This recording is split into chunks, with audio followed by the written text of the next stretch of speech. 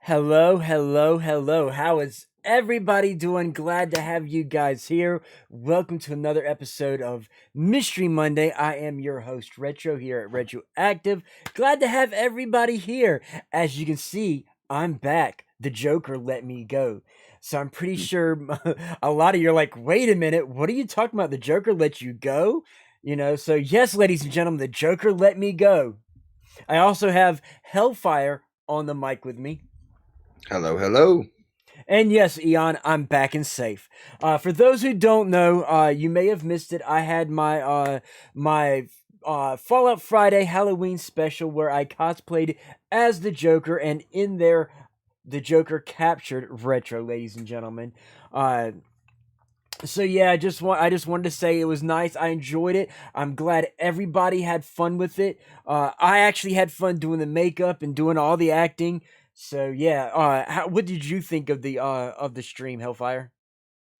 Um, And be honest. I to be to be completely honest, I ashamedly was asleep through 80% of it, but I did go back and watch the VOD, and I loved it.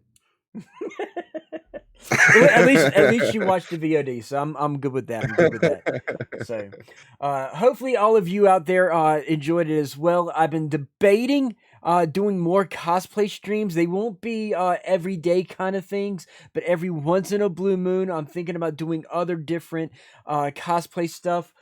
We got John Blitz got to go to work. Take it easy, buddy. Take it easy. Take it easy. What Hellfire sleeping? Leather Rebel said that.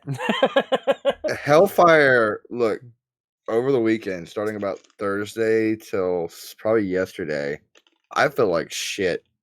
I slept the entire weekend away. Yeah, see, here's the thing. Hellfire can sometimes hack it, but Hellfire's still in the young group of people. He doesn't know how to push the limits like my generation does. See, my generation, I'll go ahead and tell you guys, we used to do raves way different than you guys have raves. Our raves wasn't about the fancy costumes, the outfits that you're wearing and the candy necklaces and the drugs. For us, it was about the music, it was about the alcohol. For some, it was about the drugs. But we would go like days upon days upon days upon weeks for some raves. Some raves were one night raves. Some raves were 3 night raves. Some went on for a week. So this old fart, what's up, Retro and Hellfire? How are you guys doing? We are doing good. We are doing good. Glad to have you here, old fart. But yeah, so and this old fart is in that generation too. Our raves were hardcore compared to what they are now. So no offense, Hellfire, but yeah, we know what it's like in our generation to push sleep and go days upon days where there was no sleeping. See, I'll say this, since we're talking about that, like hearing you talk about like your time in the golf scene, and I know I'm still like I kind of left the Okay, party scene, but pause for 1 second. For most of y'all who don't know, yes, I'm part of the Gothic subculture. You may not be able to see it, guys, but I was part of the Gothic subculture. I was a goth DJ. Go ahead. okay. So hearing you talk about your time in the Gothic scene and all that, and then knowing my party time and my because I'm still part of it, but I don't party like I used to. Um, I don't nowadays. It's more about the clothes and the brooding and how high you can get. Yep. Like I will admit that I don't. That's not what it sounds like. What you experienced, Nope. but that is it's very much. It's like how broody are you, and how black can you get your black clothes? Yeah. That's what Gothic subculture has become today. Pretty much. It's pretty much most, not even goth subculture, ladies and gentlemen. Most all subcultures that I've come to see has all been is all about an image thing. It's about, oh, I researched on the internet this, so I know this song and this music and this info and that info. So I'm like mega whatever the level is of being whatever status. It's a social status image, a social image status. It's no longer about it being who you are. and or anything like that. It's now what you look like and how you appear versus what you actually are, what you actually think, what you actually believe. Leather Rebel, damn kids, get off my lawn.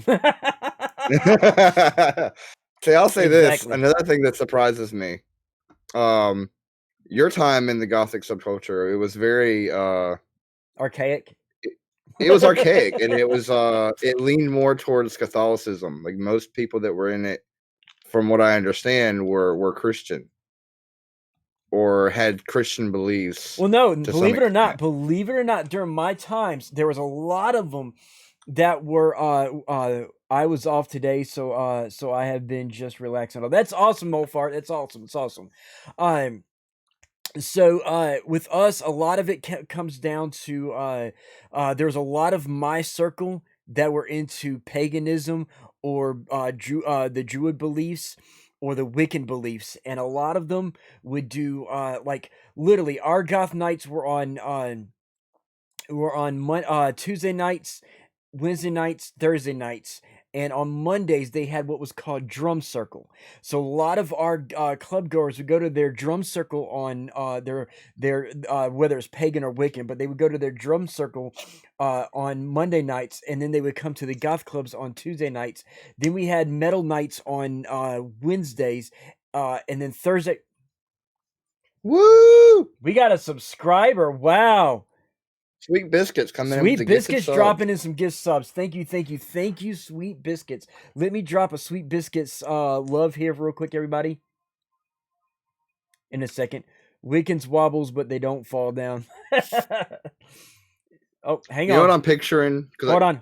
Okay. Not only did she drop gift subs, she dropped one for herself. So let me throw some love to Biscuits. Oh, biscuit! Okay, so go ahead and say what you're saying. Okay, so the I'm picturing Biscuits on stage. You know, with one of those like t-shirt launchers. Yeah. So you got Kraken's got the Kraken bomb. Right. I'm picturing Biscuits on stage with a t-shirt launcher loaded with sweet rolls, just screaming, "And you get a biscuit, and you get a biscuit, and you get a biscuit." Everybody gets giving away biscuits. subs. We can call it the biscuit cannon. So or burning biscuits. So anyway, oh, you're welcome. This old fart. Hey, bringing everybody to Team Retro, everybody. But no. So we did a lot of people were a part of the pagan and Wiccan subculture. At least in my goth subculture, it comes to more the area that you're at. If you're in like California, or further south, like in Georgia, then yeah, most of the goths would be your Catholicism goths. But in New York, and like from North Carolina up to New York, you would find a lot of them being pagan and Wiccans. Okay, so that hasn't changed too much. No. I'd say there's probably more Satanists in Gothics now than there used to be. Yes, there is. Yes, and that's because Okay. That's because a lot of the Satanists they're already in that look and that mindset. So it's easy for them to shift to that genre. So for those of you listening, at one time being goth wasn't a Satan worshippers. We weren't Satanists. We were dark and morbid, but a lot of the goth subculture now is about actually any subculture is about your actual image and not who you are. And yes, a lot of goths are Satanists, and some still are Wiccans. Yeah. Anyway, back on topic of tonight, ladies and gentlemen.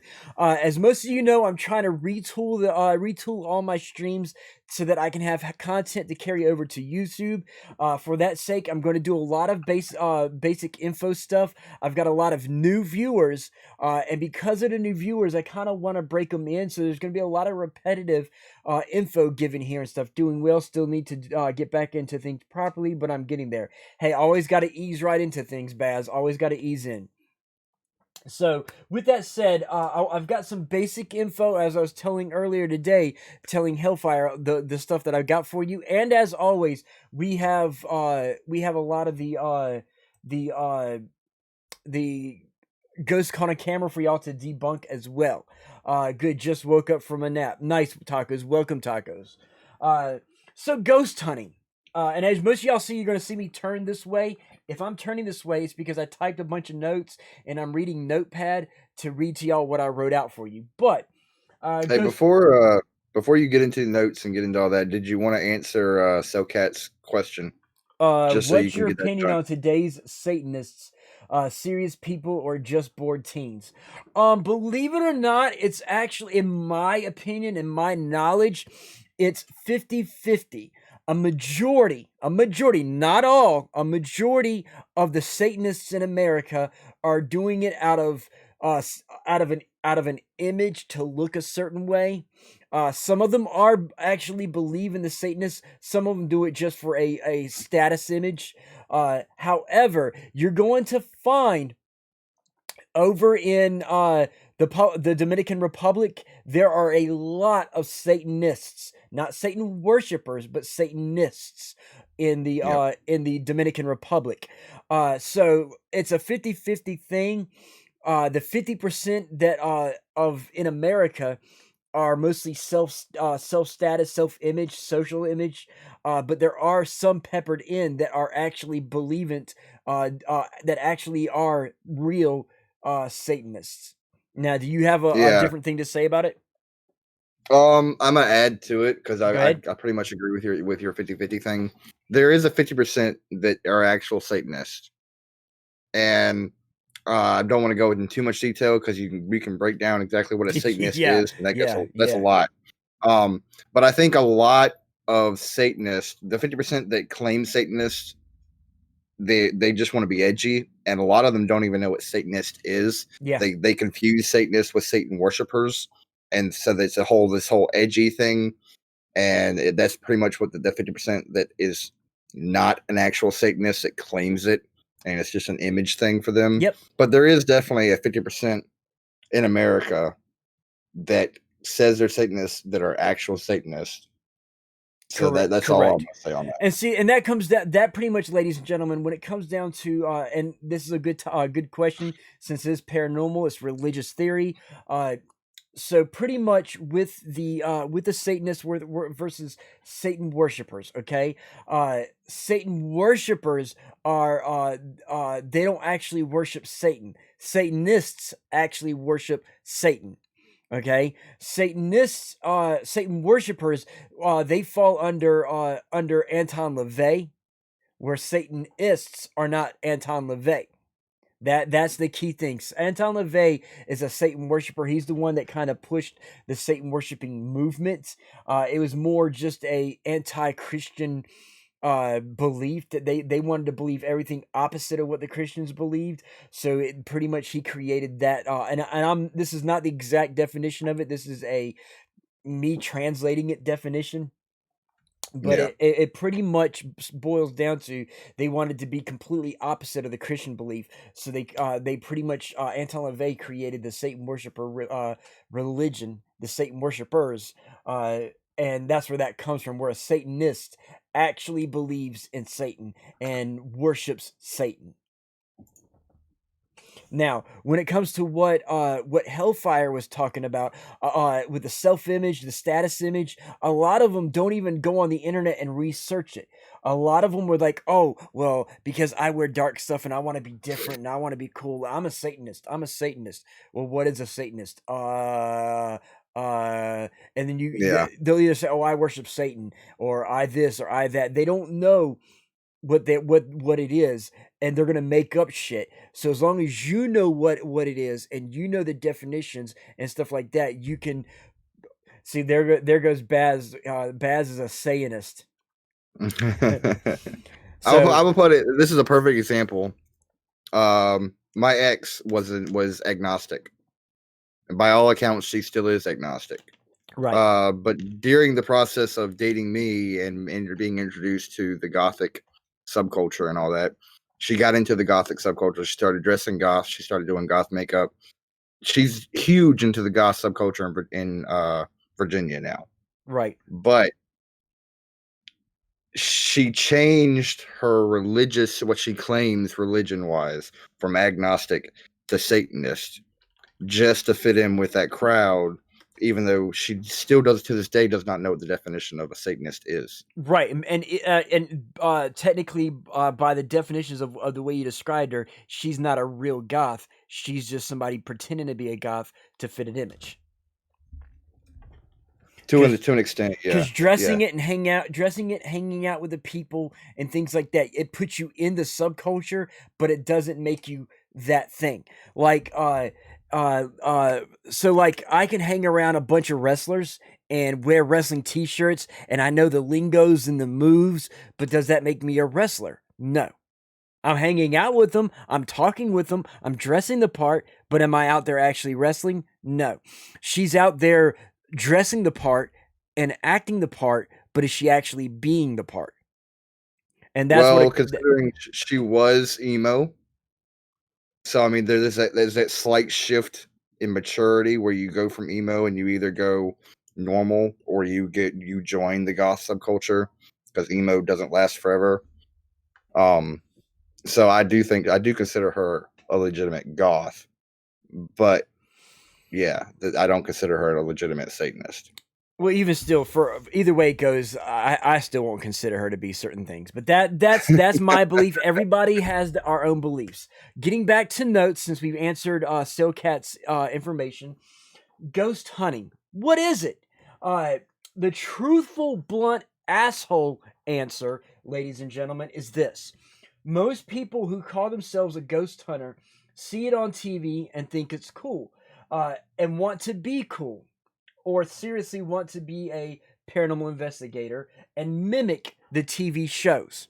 As we were talking about self-image, a lot of ghost hunters, to the degrees of what goths are and what Satanists are and stuff who are acting a part, they see it on TV. They're like, oh, hey, I want to be a ghost hunter. Let me buy the gear. Let me go to a house that's claimed haunted, so I can go see ghosts. That's pretty much what a ghost hunter is someone who just basically sees it on TV, wants to do it to be cool or feel cooler or just see ghosts.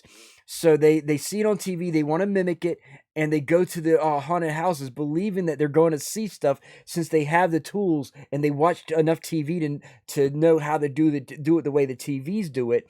And they instantly think, oh, hey, I'm going to get a ghost.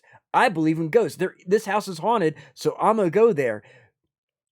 Till they have to sit down and sit through hours and hours of video and audio files. There we go. Speaking of horns up real quick, let me throw some demon love out there. I made a deal with the devil, Jimmy. So, but yes, exactly this so far. I'm actually going to get to that here in just a second. Basically, is this bad? Yes and no. It's awesome that some of these people are serious. It is bad that they don't know most of the TV shows are fake. That most of the TV shows do it for ratings, and other TV shows mimic those shows. On another end of scale is paranormal investigation. What is this? Pretty much, it's the process of investigating locations that are reported to be haunted by ghosts. Typically, a team will attempt to collect evidence supporting the existence of paranormal activity and try to debunk it. Okay, going with TV wouldn't lie to us, would it? No, everything we see on TV is real. When you see Batman fly across the screen, Batman's real, ladies and gentlemen, because he's on TV. When you see Superman fly, of course people can fly. It's on TV. Yeah, of course TV wouldn't lie to us. I love your Halloween stream. Thank you, Tacos. Thank you. And the Joker thanks you too. Anyway, going back with what Tacos says, or with what Old Fart says, in real paranormal investigation, we go in. I'll probably end up talking about it here in a minute. I'll probably repeat myself. But in short, we go to to locations that are reported haunted, not expecting to find anything paranormal, but yet not expecting to not find. We go there with question marks blazing everywhere. Is it haunted? Is it fake? Is it haunted? Is it fake? Is this bullshit? Is it real? We go with questions, and we go with an array of equipment, and we'll spend hours during the daytime in the light, unlike you see in television where they do it only at night. We'll do it during the daytime and during the nighttime to get a control and to get different variations of evidence. You treat it like you're a police investigator, you are a crime scene investigator. You want to go in and scour everything for every chance, every possibility, like playing a chessboard. You want to make sure you have all the moves and everything covered. And the internet is all truth too. Yep, the internet is all truth too. So we go in and we investigate day and night so that we have a wide amount of evidence. And you're going to spend literally hours upon hours investigating this footage. And spend 4 to 6 hours investigating to get maybe nothing, maybe a 2-second clip of a voice. Exactly this so far. We'll sit there. I can pretty much tell you I've had times where we've done a 3-day investigation, a day and a half of actually investigating. The other day and a half was spent researching, taking the evidence and going through. And let me tell you, there is nothing on my ends. It's actually exciting, but for most of y'all, there's nothing more boring. Hang on one sec. Tedious. We all agree that Ghost Adventures is mostly fake, but what about the locations they visit? I'll get to that momentarily, Stillcat. Now, and tedious, yes, long and tedious, okay? Imagine pulling up a DV camera with a little Handycam 8mm tape and watching hours upon hours upon hours of video footage, right? And then going back and watching again, and then going back and watching that tape. You'll probably watch that tape 3 times. Okay, and see nothing, and then you put it into a pile, and you'll go through and you'll find on another tape what may be something. So you'll put it in a separate pile. So you have a pile of stuff that you've watched and it didn't find nothing, and a pile that may have something. And then you're like, say, Hellfire's beside me going through DVR footage, okay?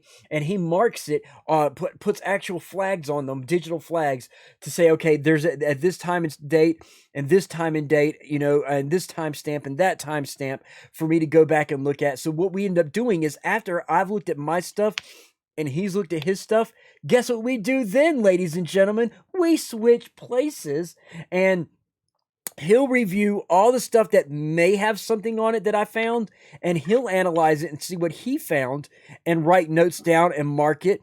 And then he'll go through the stuff that I didn't find anything on and see if he catches something that I missed.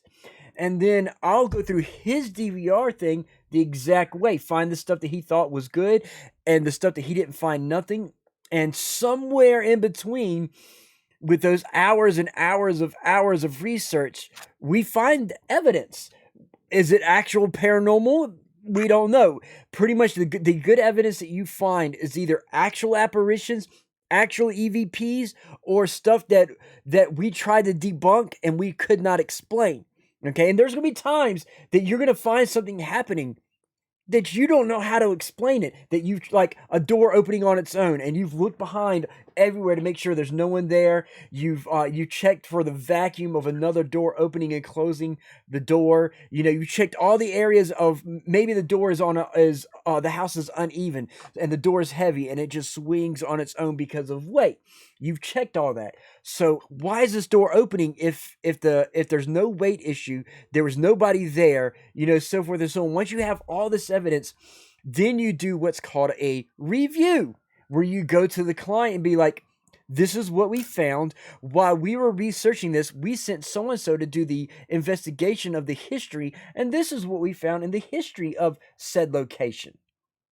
Now, going with the said locations and the reviews, Sailcat, yes, a lot of the places that Ghost Adventures has been to are reported as being actual paranormal. How I would say 50%. It's a 50-50 thing. A lot of places that they've been to are not real, and companies pay them to go there for advertising. It's basically free advertisement on TV. Oh, said place is haunted. Let me go to said bar that's supposed to be haunted and buy some alcohol and buy some food. Here are the patrons getting money off of ghost adventurers saying that this place was haunted, and you're hoping to find something haunted when you end up spending money seeing nothing.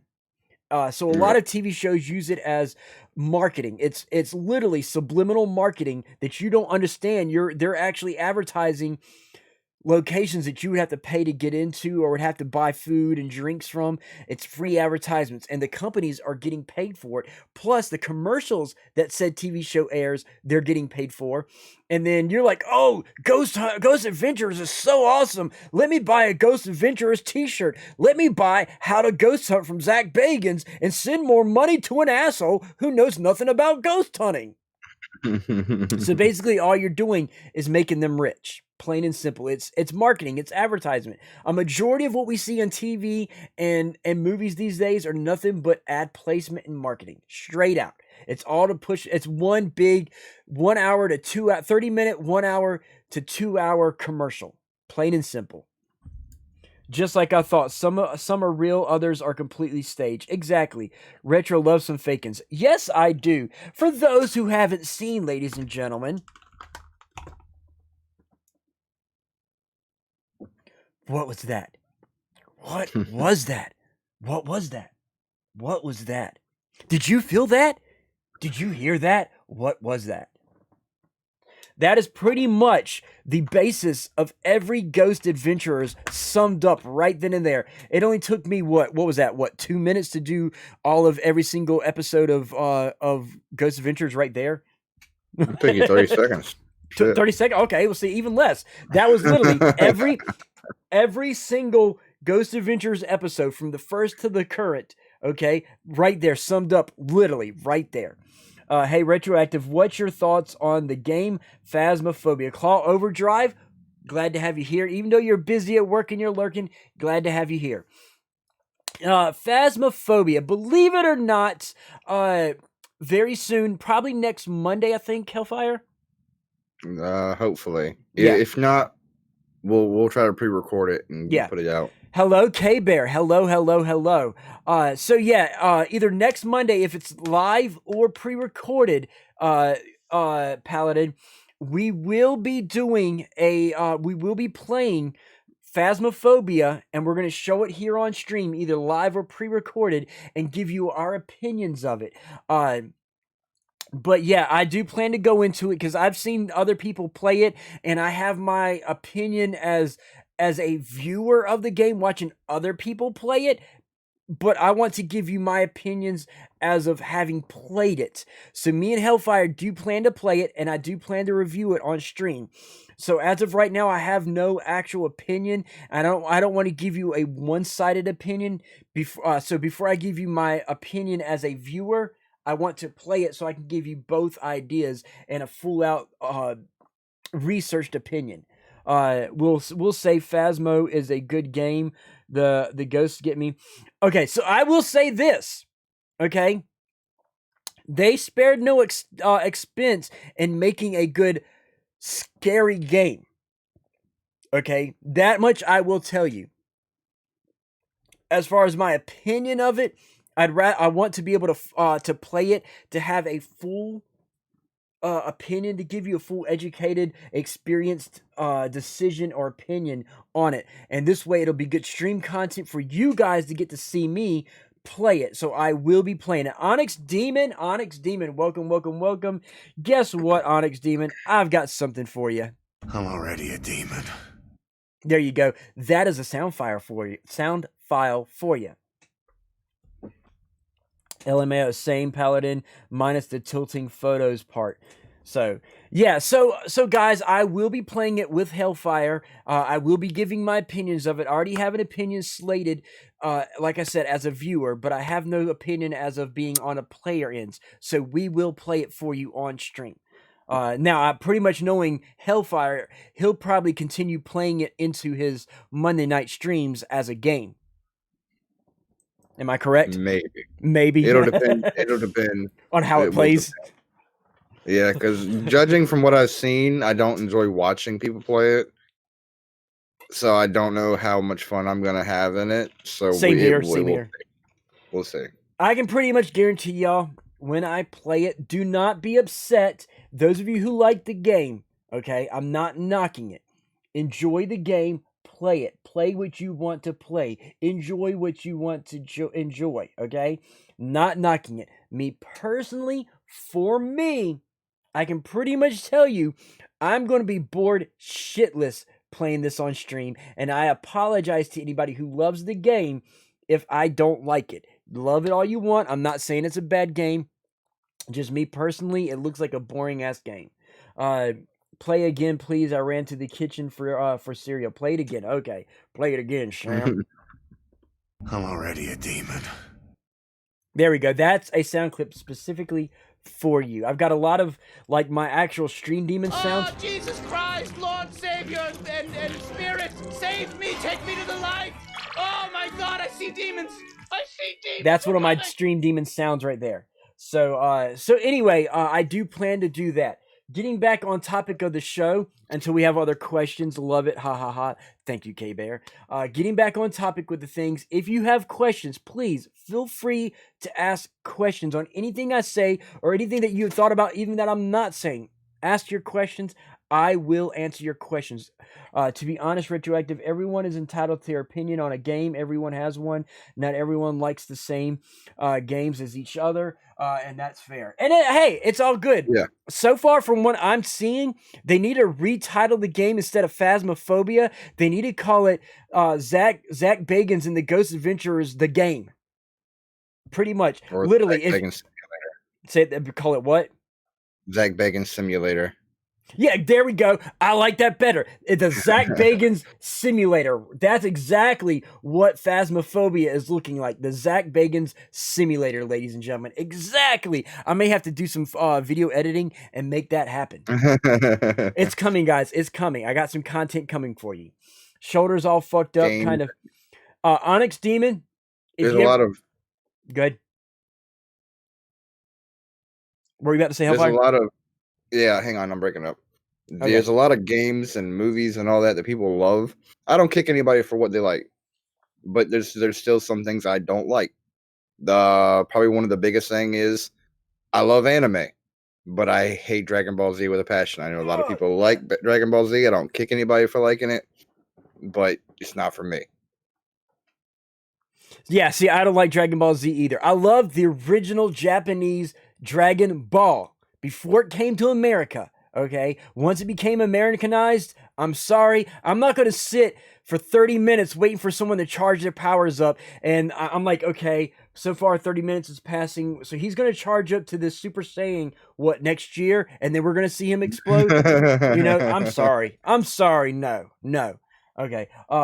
With the trailer, it reminds me more of the one show with those, with the country boys who's ghost hunt on TV. Possibly. But everybody has their opinions. For me, because I don't like Zach Bagans and I know how fake he is, and seeing that it's based off his style of ghost hunting, that's the reason why I call it the Zach Bagans Simulator.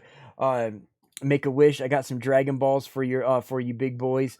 I got some Dragon Balls too, and you can make a wish on these. I only need 2, not 7.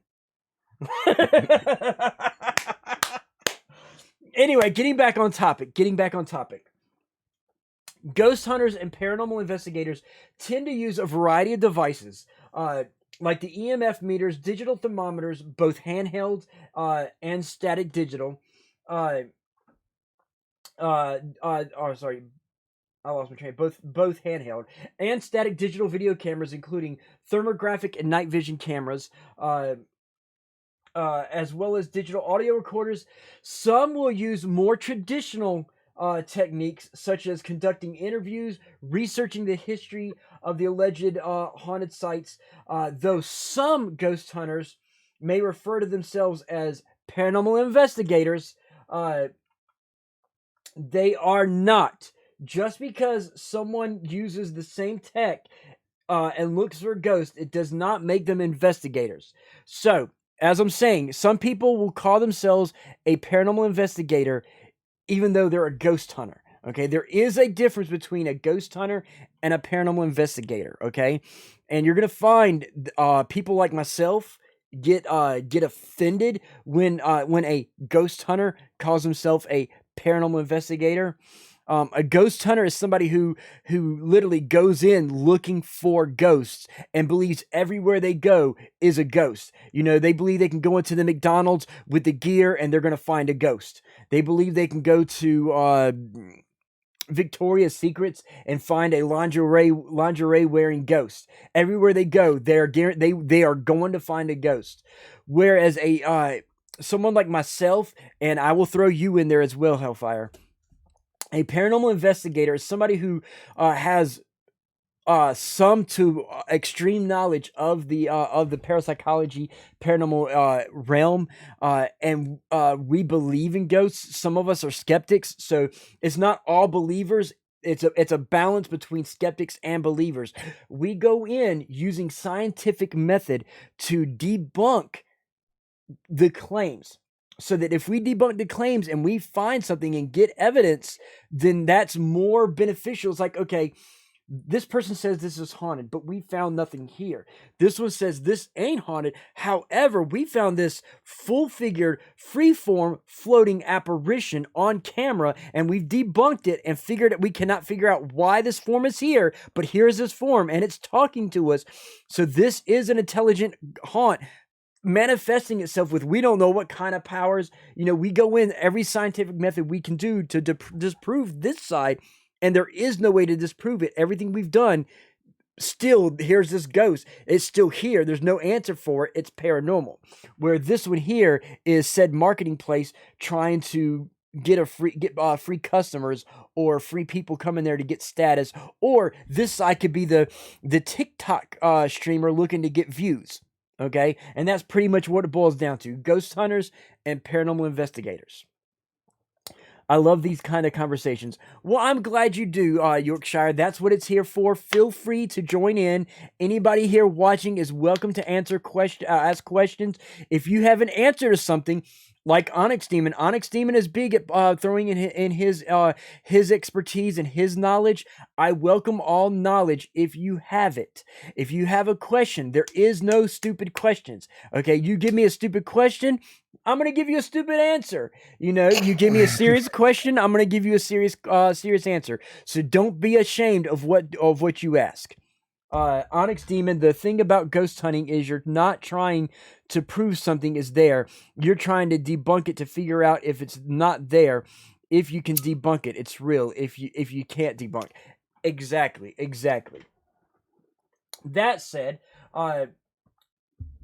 okay, so yeah, pretty much they are not ghost hunters. Most ghost hunters go somewhere expecting to find ghosts, to find a ghost. An investigator will dig and debunk to disprove everything they can till there is undeniable evidence proving a ghost. So an investigator will go there to literally scrounge to the smallest little piece of lice or atom to find anything to disprove it as being haunted, until stuff is undeniable evidence proving that it is a ghost is there. This so far, see, genuinely, I love it because I have so much knowledge. It's awesome. I found the name of that show was called Ghost Labs. Yes, Ghost Labs. I remember Ghost Labs. Ghost Labs is just like Ghost Adventurers. They went to legit places and did stupid shit like Ghost Adventurers did. And I'm gonna actually talk about this here, and because with Ghost Labs they had a you know those tractor trailers that carry NASCARs. Hellfire? Yeah. Okay. So those tractor trailers that you hitch to the back of a pickup, they carried one and they converted it into their Ghost Lab, ladies and gentlemen. It was their control center where they went and did a lot of that stuff and investigated in their control center. Paladin Baz, I bet, lol. If you play as a female character, you have a better chance of dying. Shaking my head. I wish Sean Connery would haunt me. Right, Demon? I would love that too. Just hear his sexy ass deep voice and accent. And I could actually see Sean Connery as a ghost at that. Imagine the EVPs of that. Get my chubby all night. Say it again, Hellfire. He'd just be roasting you all the time. I know, right? Like that would almost be on the same level as if what's his name, that dickhead chef that just wrote this mean to everybody. Gordon Ramsay? Yeah, it'd be like a Gordon Ramsay ghost. I can see Gordon Ramsay as a ghost too. But he's got to haunt. He can't haunt his own restaurants. He has the Gordon Ramsay. I love Gordon Ramsay too, K-Bear. I love him too. Trust me. If he's going to haunt anywhere, it has to be someplace that he hates. Like, imagine Gordon Ramsay's ghost haunting an Olive Garden. Oh, no. It'd be, he would haunt Guy Fieri's restaurant. That too. I'm okay with that. I love Guy Fieri. Okay. And I could see Gordon Ramsay haunting him, but it would be more comical if he was haunting an Olive Garden, ladies and gentlemen. This isn't true Italiano. Okay, so in Gordon Ramsay's voice, right. So coming from somebody who is half Sicilian Italian, okay, there's a lot of times I see people cooking Italian meals on TV. Oh my God, okay. Hellfire can tell you, we'll be talking and watching something, and as soon as it comes up, I will go off, guys. I'm gonna try not to go off right now. We'll save that for another just chatting stream. But yes, I will go off on some Italian food. For anyone who doesn't know, I can't stand pineapple on pizza. I'll leave it at that. We're not going to discuss it. There is going to be no pineapple on pizza discussion here. This is not a food discussion. This is a ghost discussion. Just know that it will put me on a whole nother rant that I don't want to open the door to. Okay? Italian is my favorite. I was investigating a place a long time ago, and I wish I still had the audio from it, because I had something tell me it was going to kill me. Retro, no. I just ate a Hawaiian pizza last night. Haha. See, Onyx Demon is trying to provoke it, but I'm going to ignore him on that one. With this old fart, I went out there. I told people last Monday that I was going to search it, but this right here, as you can see, my little, it's a little dirty because it was in boxes and stuff. Oh, I got it upside down. There's my Nerd HQ sticker on there. This old hard drive is a Seagate hard drive that went kaput. Has everything on this is nothing but my paranormal investigations, okay? I have so many apparitions, so many EVPs, all kinds of stuff. I even have my first investigation to Waverly Sanitarium on this hard drive. If I had the money to get this hard drive restored, I would, so I can show you some of the stuff that's up here. This is like my major thing right here. I'd love to be able to show this to you. K-Bear, subscribe. Thank you for the subscription, K-Bear. I like extra pineapple. Y'all are trying to get some stuff started. I don't give a fuck what's on pizza. It's yummy to me. Monk gifted a tier. Thank you for the gift, Monk's in the house, ladies and gentlemen. My boy Monk. Monk, like Hellfire, is from my local town. I would say he's about 4 to 5 minutes away from me, like Hellfire is. His mother is about 1 minute away from me, but Monk is about 15 minutes, give or take, away from me. But he is pretty much in the same town that I am. Monk is one of my good buddies, local buddies as well. But he's out in the mills, ain't he? No, he's out in the Tuck. Okay. Yeah, he's out with the Cliffs. Yeah. So, crazy people. He's got a nice house. He built a nice deck, which someday I need to get out to his house and check the deck out. I have a video here of an investigation that I won't play because the last time I played it, this old fart. Anytime you have questionable stuff, I want people to send me their stuff. Please submit me, ladies and gentlemen. If you have something that you think is paranormal, Tabitha Sabatha, who's away right now on her honeymoon. So I hope she's having a good honeymoon. She actually sent me some stuff of hers that to check out. If you have stuff that you want me to analyze, send it to me. If you have stuff that you've already analyzed and want me to show on there and discuss here on Monday nights, please get up with me. Send me your stuff through Discord. Chat me up. I'll be glad to air your stuff here on the stream, and we can discuss it and let my viewers talk about it as well. So please, if you have stuff this so far that you're willing to send me, please send me your stuff. I welcome people. I want people to give me content. K-Bear, you have to ask those questions and get the fuck out once the things pick up. Lights start flashing. Hiding closet or room with ghosts. See, with paranormal investigation, there is no hiding. If you're hiding, ghost hunting is not for you. Okay? There is no hiding. Ghost hunters hide. Paranormal investigators go in balls deep when something like that happens. When you see on videos, and you'll see them on my when we do what the Onyx Demon's favorite segment, which is where we debunk videos. When we do this, okay, you're gonna see a lot of TikTok viewers and YouTubers. They going, oh no, oh god, oh let me run like a little freaking chicken. Oh god, it's a ghost. When it's nothing but a little dust particle or something being thrown. Oh god, it's a fork falling down. I gotta run. It's gonna kill me. Attack of the killer fork. Ah, you know. Attack of the killer fork. I had to make up something funny. I'm in ghost hunter category. Then I'm hiding. So pretty much, a ghost hunter runs and hides or pisses themselves. You know, where a paranormal investigator, it's like, wait. There's blood dripping for the walls. Let me go see. I want to see. You know, we're going to go look at whatever it is. At the risk of us possibly dying from a demon, we're going to go in there and find out what the fuck it is. Okay? That's the major difference. Ghost hunters are amateurs who piss themselves. Paranormal investigators go in balls deep. See, I'm going to say this because it's along the same lines, and I've talked about it before on your stream.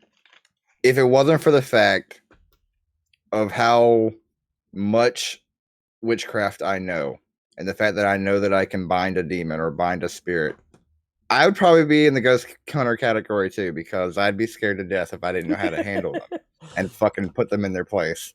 Now, let me say this. Let me say this. No matter what knowledge you have of come bind me, big boy. But see, that's along the lines of what I'm about to say.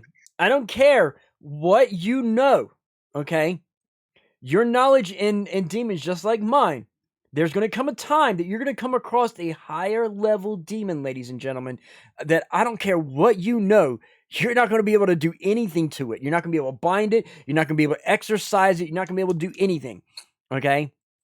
And you have to prepare yourselves if you're going to get into my level of investigation, okay, in the level that Hellfire is, in the level that Demon is at, that using the Kenny Rogers, the gambler, you got to know when to hold them, you got to know when to fold them, you got to know when to give up and run like shit. Okay, and I'll tell you, as a paranormal investigator, I will go balls deep into some things. But there is a time as a paranormal investigator when it is smart to pack up and run like shit, okay? And that is when you get certain type of demons that you can't say goodbye, you can't exorcise it, you can't bind it, you can't do away. There are some demons that you don't want to fuck with.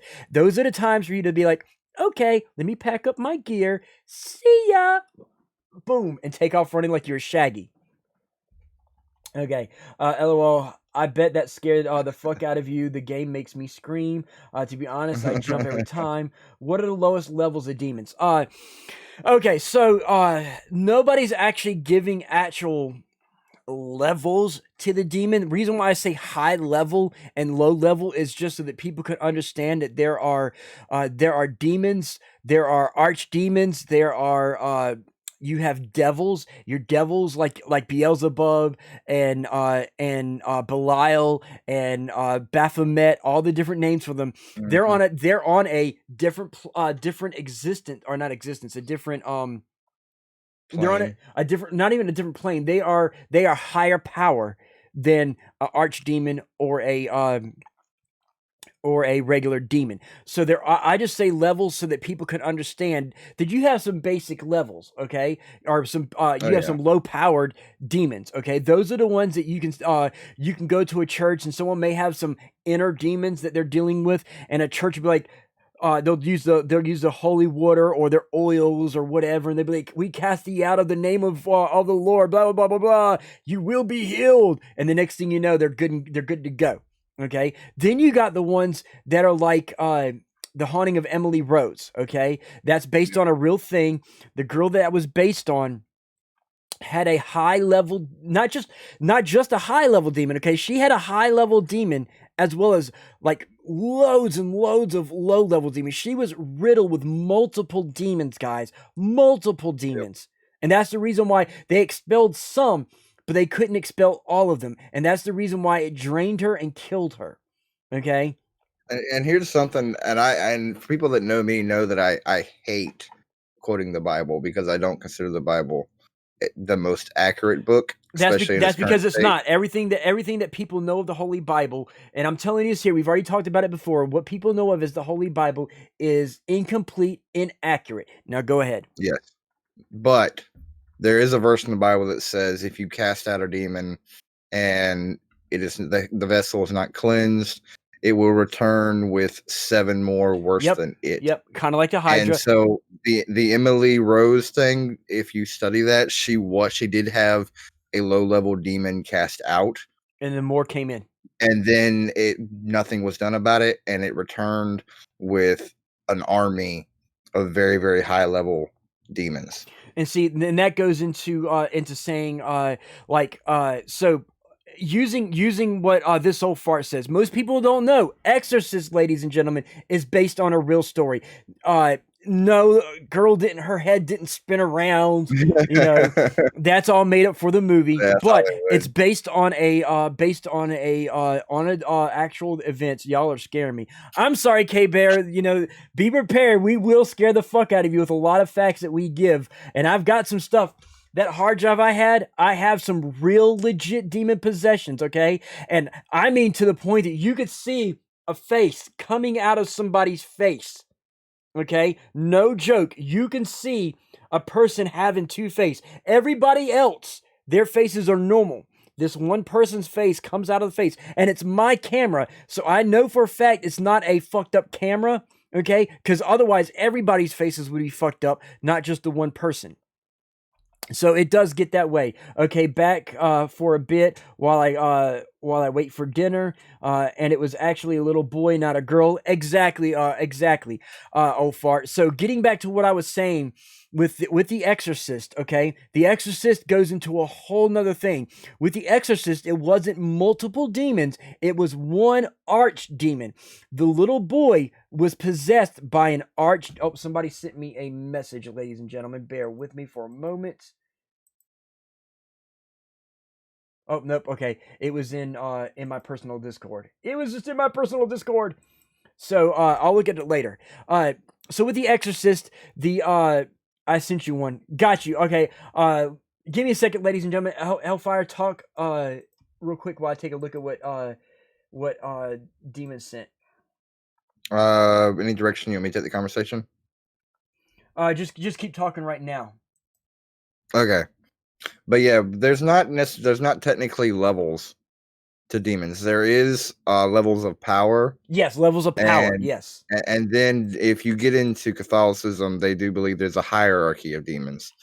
But that's up for debate on exactly which demons are at what level. And we only know about 200 demons by name. So that's what thousands more demons. That's what Hellfire or what Demon sent me. I'm gonna see if I can throw it up here for you guys. So give me 1 second. I'm gonna use browser source to pop it up. Hopefully I can pull this in. Demons. This is an image showing demon hierarchy. Yeah, no problem. Felt bad. Just caught the tail end of it. And I'm done. Okay. Add source.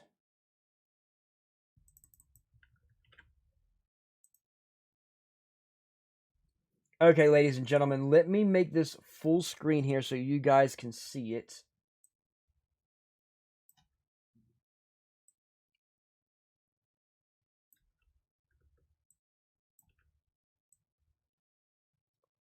Now I'm gonna scroll up so y'all can see this pretty much, but there is a. I'll make this available for everybody on my YouTube.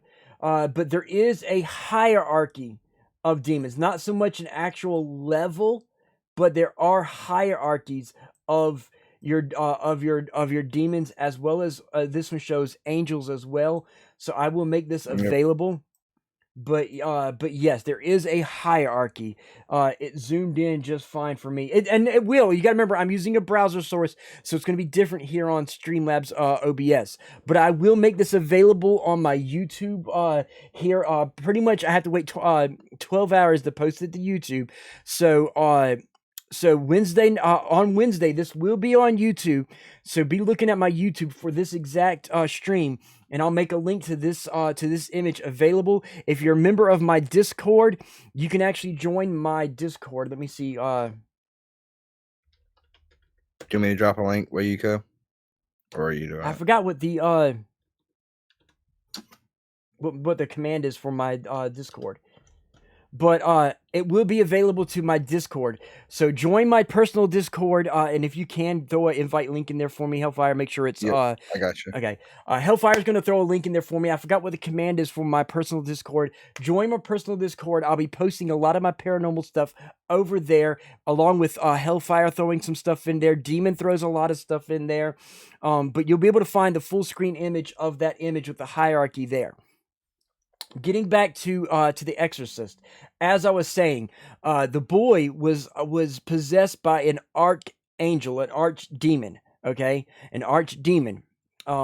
Just got another something there.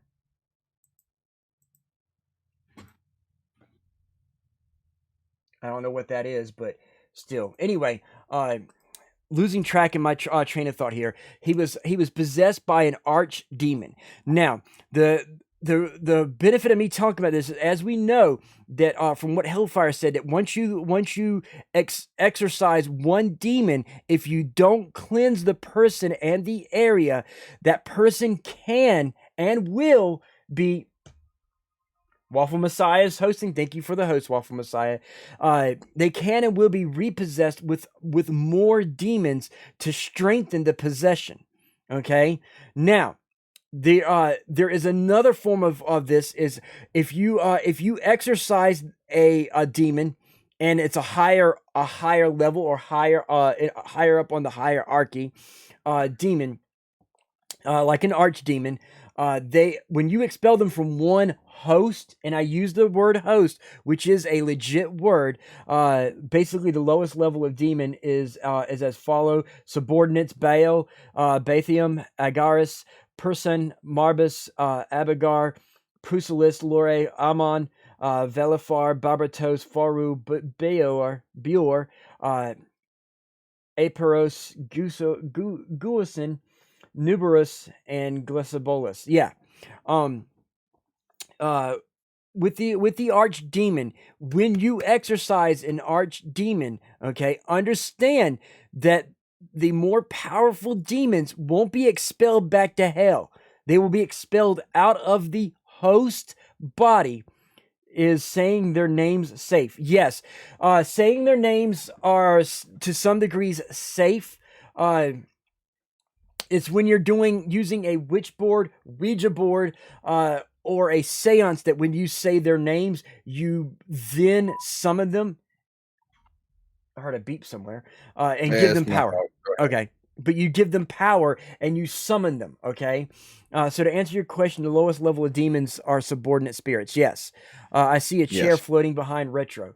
You probably do see a chair floating behind me. It's an animated background. I tried to find the best haunted animated background I could get.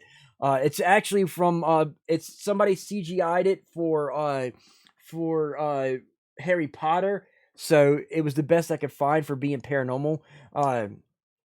But again, back to everything. If you exorcise a higher power demon, okay, you're only expelling it from the host body, okay? And the fact that it's like a parasite, the demon is the parasite, and the person the parasite is in is the host, okay? They're sharing one space. So once you expel the demon from the host body, it will jump from one body to another host. Okay, be it a host person, an animal, or an object, it will jump from one host to another. Okay, so you're not destroying the demon. You cannot kill a demon. No human, okay, no human has the power to kill a demon. I don't care how. Another thing to keep in mind, a lot of times in the movies, and I think the Catholic Church kind of promotes this as well. You can't cast the demon back to hell. You can cast it out of the host, but the hell is casting it back to its plane, removing it from our existence. Yes. To them. So you can't send it to the eternal pit of fire and damnation. You can remove it from the host. Yes. But you can't damn it. That's not, you don't have the power to damn a spirit. That's because it's already damned. Exactly. So I'll get to that here in a second. So once it leaves a host, it's just pretty much going to find another host. You cannot kill a demon. Okay, the only thing, person, object, whatever that can kill demons, okay, is gonna be God Himself. If you believe in God, because I know some of you don't. Okay, for those who believe in God, I'll put it this way: the God, the higher being, the supreme being, whatever you want to call it. Only God and His angels, they are the only thing that can kill a demon. Okay, Thanos probably could snap it out of existence if. Okay, we'll for the sake of humor, Thanos can take care of a demon. Okay, for the sake of humor, Thanos can. So pretty much, since you can't kill it, okay, you can't send it back to hell. Okay, how it goes back to hell? Can you tell me what powers they have or what they can do to humans? See, that's the thing, K-Bear. Everyone, yeah, right. Every demon has a ability. One demon will be different than the other demon, just like people are. So this demon could do one thing, where this demon could do something else. Yeah. The one thing that they all have in common is that they will suppress your will. They will suck at you, at who you are, your soul, and pull away from it, depressing you, pulling you down, making everything negative around you, till your will is destroyed. They're basically trying to destroy your free will. With you having no free will, you will. Basically the devil, Satan, can come in and be like, I'll give you this and I'll do this and I'll give you all these great things if you sell me your soul. And then you'll sell your soul to him. They leave your body because he's got what he wants. You just damned yourself. And then they move on to another host to break the will of another person. And I think it's important to keep in mind there's a difference in oppression and depression, or possession and oppression. Yes. And 90% of the time when you come in contact with demons, they will be oppressive and not possessive. Right. Well, see, okay, so there's a difference in possession and possessive as well. So a possession is when they take over your body. Possessive is when you are controlling of something. Okay, so they can be possessive of that body when they've oppressed it and been in it long enough. And then I'm gonna get back to what Onyx Demon posted. They will oppress, they will depress, and they will suppress, but they are not possessive unless they end up loving the body that they're in. They can be possessive, but it takes a lot for them to be possessive. Now, let me get real back to him talking about Zepar. Zepar is keen on seducing women, yes. And if requested by them, he can change his shape into that of their beloved man, yes.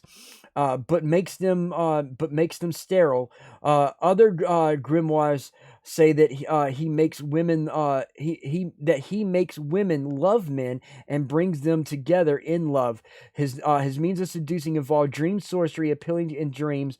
Once he appears in one's dreams, he is said to live inside their mind from that point. Yeah, exactly. So as you see, Zephyr is the origin story for Cupid. yes, For those who don't know. yes. And with that said, you know, each demon has their own specialty, but they pretty much all do the same thing: suppress, oppress, and depress until your will is broken. Once your will is broken, you're going to give up your soul for good things that are promised by Satan. Once you give up your soul, you're damned. They move on to another person. Plain and simple. That's the end game. That is the end game. Once you sell your soul, it's checkmate. Okay, you're done. The only way to take once you sell your soul, you can have redemption. You can have redeem a damned soul. Okay. But it takes certain sacrifices. It takes asking God for forgiveness, because once you ask God for forgiveness, and no matter what religion you're in, God forgives you of your sins. Your slate is wiped clean. Your soul is no longer no longer belonging to Satan. The four final S's. Yeah, exactly. Yeah. Suppress, oppress, depress, the final possess. Exactly. How does a victim sell his or her soul? It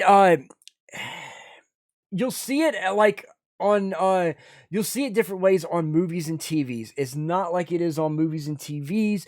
Pretty much The only story that I think is accurate to some of what we see on TV, the story of the jazz singer that went to the crossroads and sold a soul. That's where that whole thing started. yes. And I think that might have been true, just because that was the first and only time that it happened that way. He may have been seeking to sell his soul, and they appeased him. But in general, that's not how it happens. You're right. Souls is the commanding currency in the underworld. High value, exactly. Yes. So with how does one sell their soul? Pretty much the key way is by committing sins, debauchery. You got the levels of hell: gluttony, lust, pride. You know, all those you keep committing all those and never ask for forgiveness, and live in a life fitting of going to hell, doing certain bad things. Yes, you're pretty much selling your soul. If it ever comes to where you have to do bad things to get something good, you sold your soul. It's what you see on TV is basically embellished compared to what it really is. I think that's more condemning your soul, not selling it. Well, see, condemning your soul pretty much is the path to selling your soul. Okay, how one sells their soul, there is no actual recorded evidence of someone selling their soul for real. We'll never know how one sells their soul. Okay, that's something that the only way you'll know is to experience and do it. So I have no way of actually doing it. All I can tell you is that by condemning your soul, you are on the path to sell your soul. So to sell your soul, you have to condemn your soul first. Then you'll be able to sell your soul. Now, as to what K-Bear was saying about how to protect yourselves, there's different ways. There's many different ways. You could do things from different forms of religions, as far as burning sage to saying prayers to St. Christopher's. You know, what it boils down to is your belief, okay? As long as you have belief in something, and that belief and that faith will protect you, That's where the demons. That's one thing that a demon will hate. Have belief. Live your life a certain way, and sure enough, that's one of the key ways right there. Another key way: don't fuck with Ouija boards. Don't fuck with Ouija boards. Never mess with a Ouija board, and that's one good way to keep away from demons. Plain and simple. Okay? How to protect yourself. Stay away from... See, exactly. Demons right on the same thought. See, we're right here. Don't fuck with Ouija boards. Don't open that portal. As long as you don't open that portal, you're pretty much safe. The other things is, like I said, pay attention to the signs. There are certain signs that I constantly go over. One is if you smell sulfur or brimstone, get the fuck away, because whether it may actually be sulfur, it could possibly be a demon, you know? So get the fuck away, whether it really is sulfur or whether it's a demon. And I'm going to say this, because I think you're on the same lines. You're not going to tell somebody what to believe and what not to believe. Exactly. So how to protect yourself is going to depend on what religion you believe. Every religion has a, and I'm putting huge quote marks around this, demonic entities and all that, and then how to protect yourself from that. Yeah. So there's, depending on what you believe is going to depend on how you protect yourself from those demons. Yeah. For me, that's witchcraft. I protect myself using magic. For retro, I believe it's Christianity, but he doesn't necessarily. Okay, I was raised with a paternal Pentecostal side, or sorry, a maternal Pentecostal side, and a paternal Catholic. Okay. I do believe there is a God. I do believe in angels. I do believe in demons. Oh, hold on. Stephanie 3124, thank you for the follow. I appreciate it.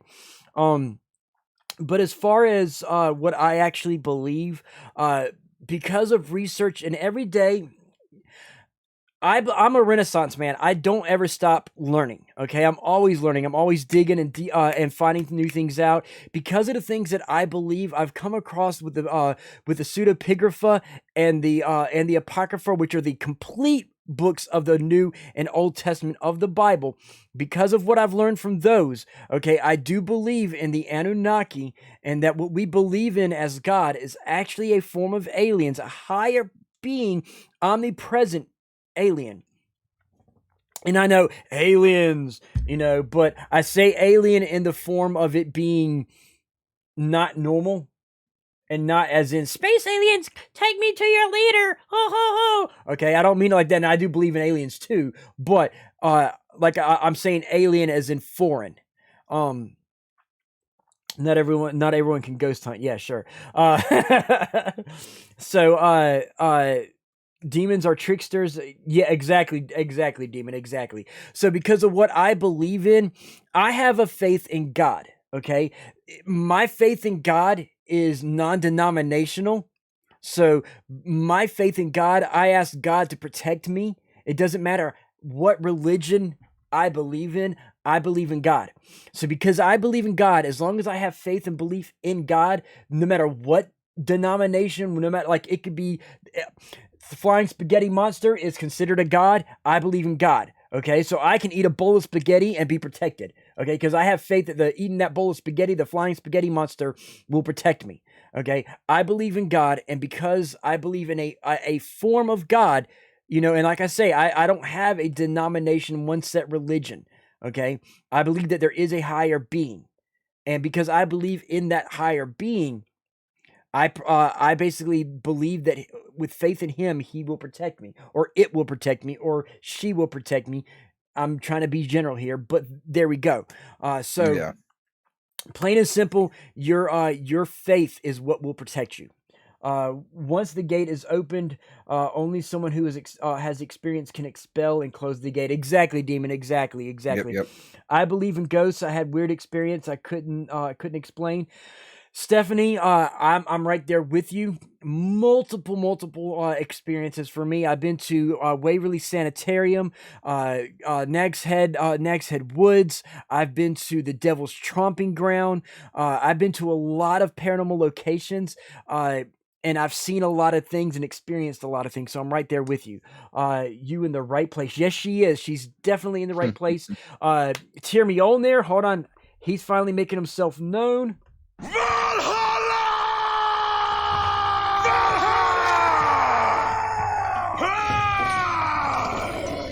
The Viking No Stream Hollow, ladies and gentlemen.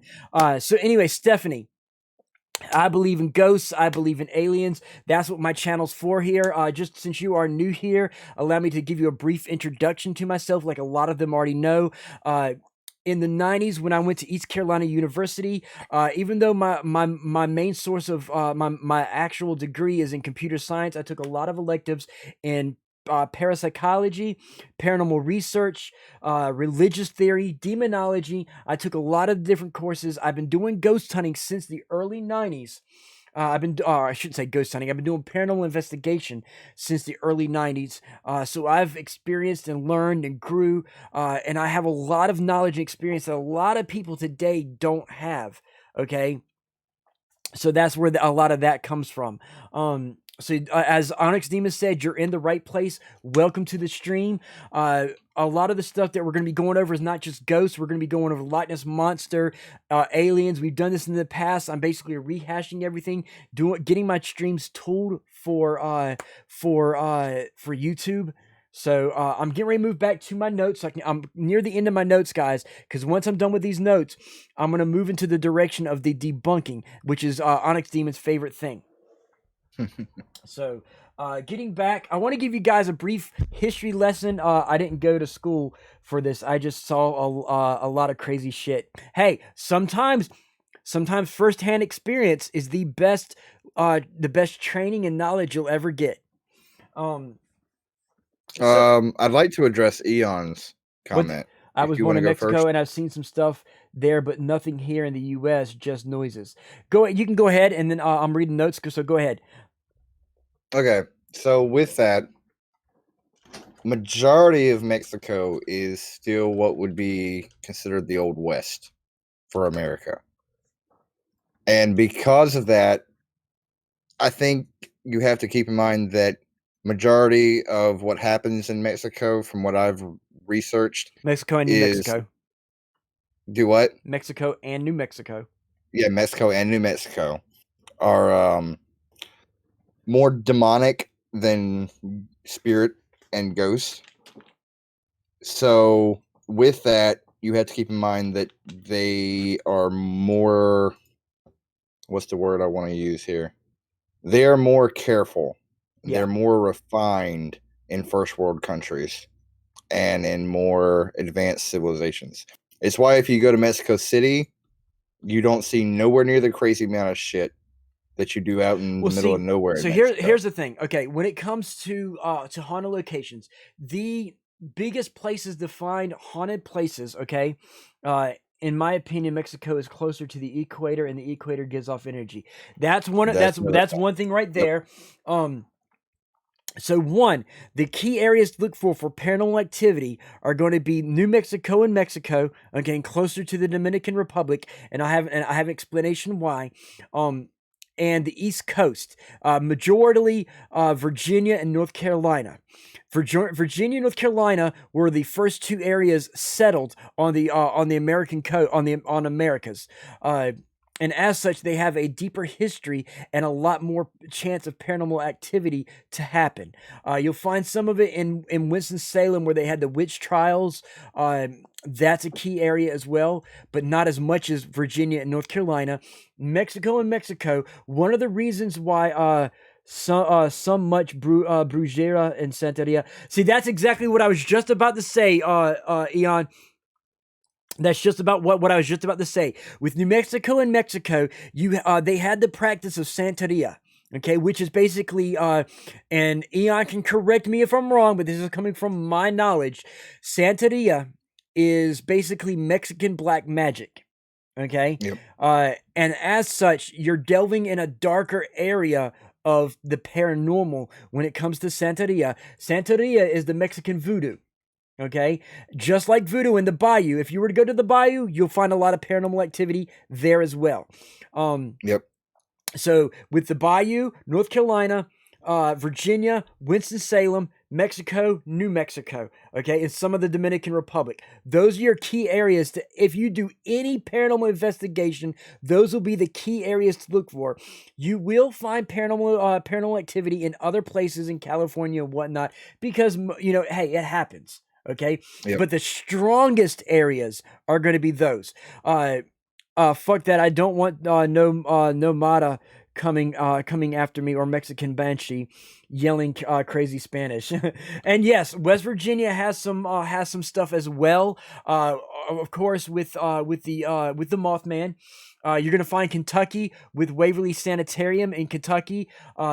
That's a high place. I've been to the Waverly Sanitarium and I've seen, okay, and experienced Waverly Sanitarium. I'm trying to save the money to carry myself and Hellfire and 4 other people with me on next Halloween. I'm going to try to do a live investigation at Waverly Sanitarium with my ghost hunting group. If you look down below the microphone, RPRS, or basically Reapers, which is Retro Paranormal Research Society.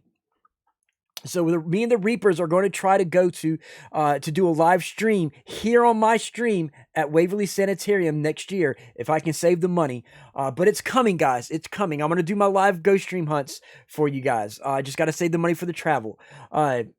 Due to the rivers and quartz.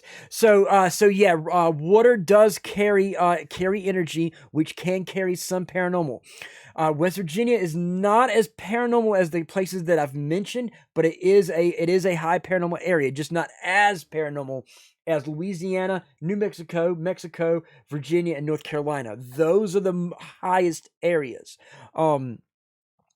As Onyx Demon was mentioning, it's near the equator, so there's a lot of solar energy happening at the equator, as well as energy coming from within the core as well. So you're getting dual energy coming together and meeting, okay? So you've got these two energies almost colliding, okay? Then you add in Santeria, which is the basically the Mexican voodoo. Okay, so inside this ball of energy coming from solar and core, okay, you've got this new core of Santeria forming, creating this field, a force field full of paranormal bullshit, okay? Paranormal stuff. I can't say bullshit because it's actual shit, but actual paranormal activity, okay? Be it demonic or ghost. And from Australia, we have a couple of haunted locations. Believe it or not, yes, because with the Aboriginals and the fact that most people don't know this, but Australia is a prison, well, originally was a prison colony for the British, the Irish, and the Scottish. They would send all their criminals over to Australia, and between the criminals and the Aboriginals, you had is how Australia was formed, and they do have a lot of shit down there too. Now, overseas in the UK, where Paladin Baz is from, you know, and Sir Dunksy's over there, you know. Basically, the UK has some serious stuff. Between Jack the Ripper, you know, there's so much paranormal over in the UK, more so than what we have over here in the States. Okay, I would literally say that the most haunted places in the world would probably be over in the UK. Okay, because if you think about it, most of life spawned from overseas. So that's where you're going to find the richer history and the majority of paranormal activity. Fuck those things. So anyway, real quick, let me get back to my notes so that we can work on getting to stuff, because I got a few more things. I want to talk about the history of stuff. So talking about with a brief history in paranormal. Paranormal research dates back to the 18th century, with organizations such as the Society for Psychical Research, investigating spiritual matters. Psychic researcher Harry Price published his Confessions of a Ghost Hunter in 1936. It wasn't until the 2000s when Sci-Fi's Ghost Hunters appeared, debuting the Atlantic Paranormal Society, TAPS, Ghost Hunters, Jason Hawes. That was the first one of the first actual ghost hunting TV shows, not paranormal shows, but ghost hunting shows. That show made ghost hunting popularized. The Sci-Fi show eventually spawned many clones, like the most faked Ghost Adventurers with Zach Bagan and his crew, and Ghost Labs. So there we go with the mention of Ghost Labs in there for this old fart. I think mentioned it. That'll lead us into notable paranormal investigators. Harry Price, as I mentioned, was a British parapsychologist in the 1920s. He joined the Society of Psychical Research, using his knowledge of stage magic to debunk frauds. So he learned stage magic so he can debunk frauds. Much like a lesser-known Twitch streamer who dons an 80s theme, if we can catch the hint. Okay, self-promotion, guys, for those who don't catch it. Then we have John Zaffis, a para-investigator from Connecticut, seen on Sci-Fi's The Haunted Collector. He runs the Paranormal and Dermatology Research Society of New England. And then, last but not least, the most notable is Ed and Lorraine Warren. The couple has been featured on TV shows and movies, and anyone who is anyone with paranormal investigation and ghost hunting and anything demonic know who Ed and Lorraine Warren is. Hellfire, do you know who they are? All right, sorry. I know the names. I can't place why. Do you remember the two movies, The Conjuring and Annabelle? Yes. Okay, so that was about them. They were the investigators of both of those movies. Okay. What Annabelle really is, even though it didn't look like Annabelle in the movies, okay, it was actually a Raggedy Ann doll that was named Annabelle. And for those who aren't old enough to know what Raggedy Ann is, research it. Okay, this is going back to when I was a kid, Raggedy Ann and Andy. But it was a Raggedy Ann doll, and they still to this day possess it. Lorraine Warren has passed away. Ed is still alive, and they are the kings and queens of paranormal, as Demon says, the kings of paranormal hunting. So, because she's a female, I would say the king and queen of paranormal, of the paranormal. But yeah, so those are some of the notable names in that.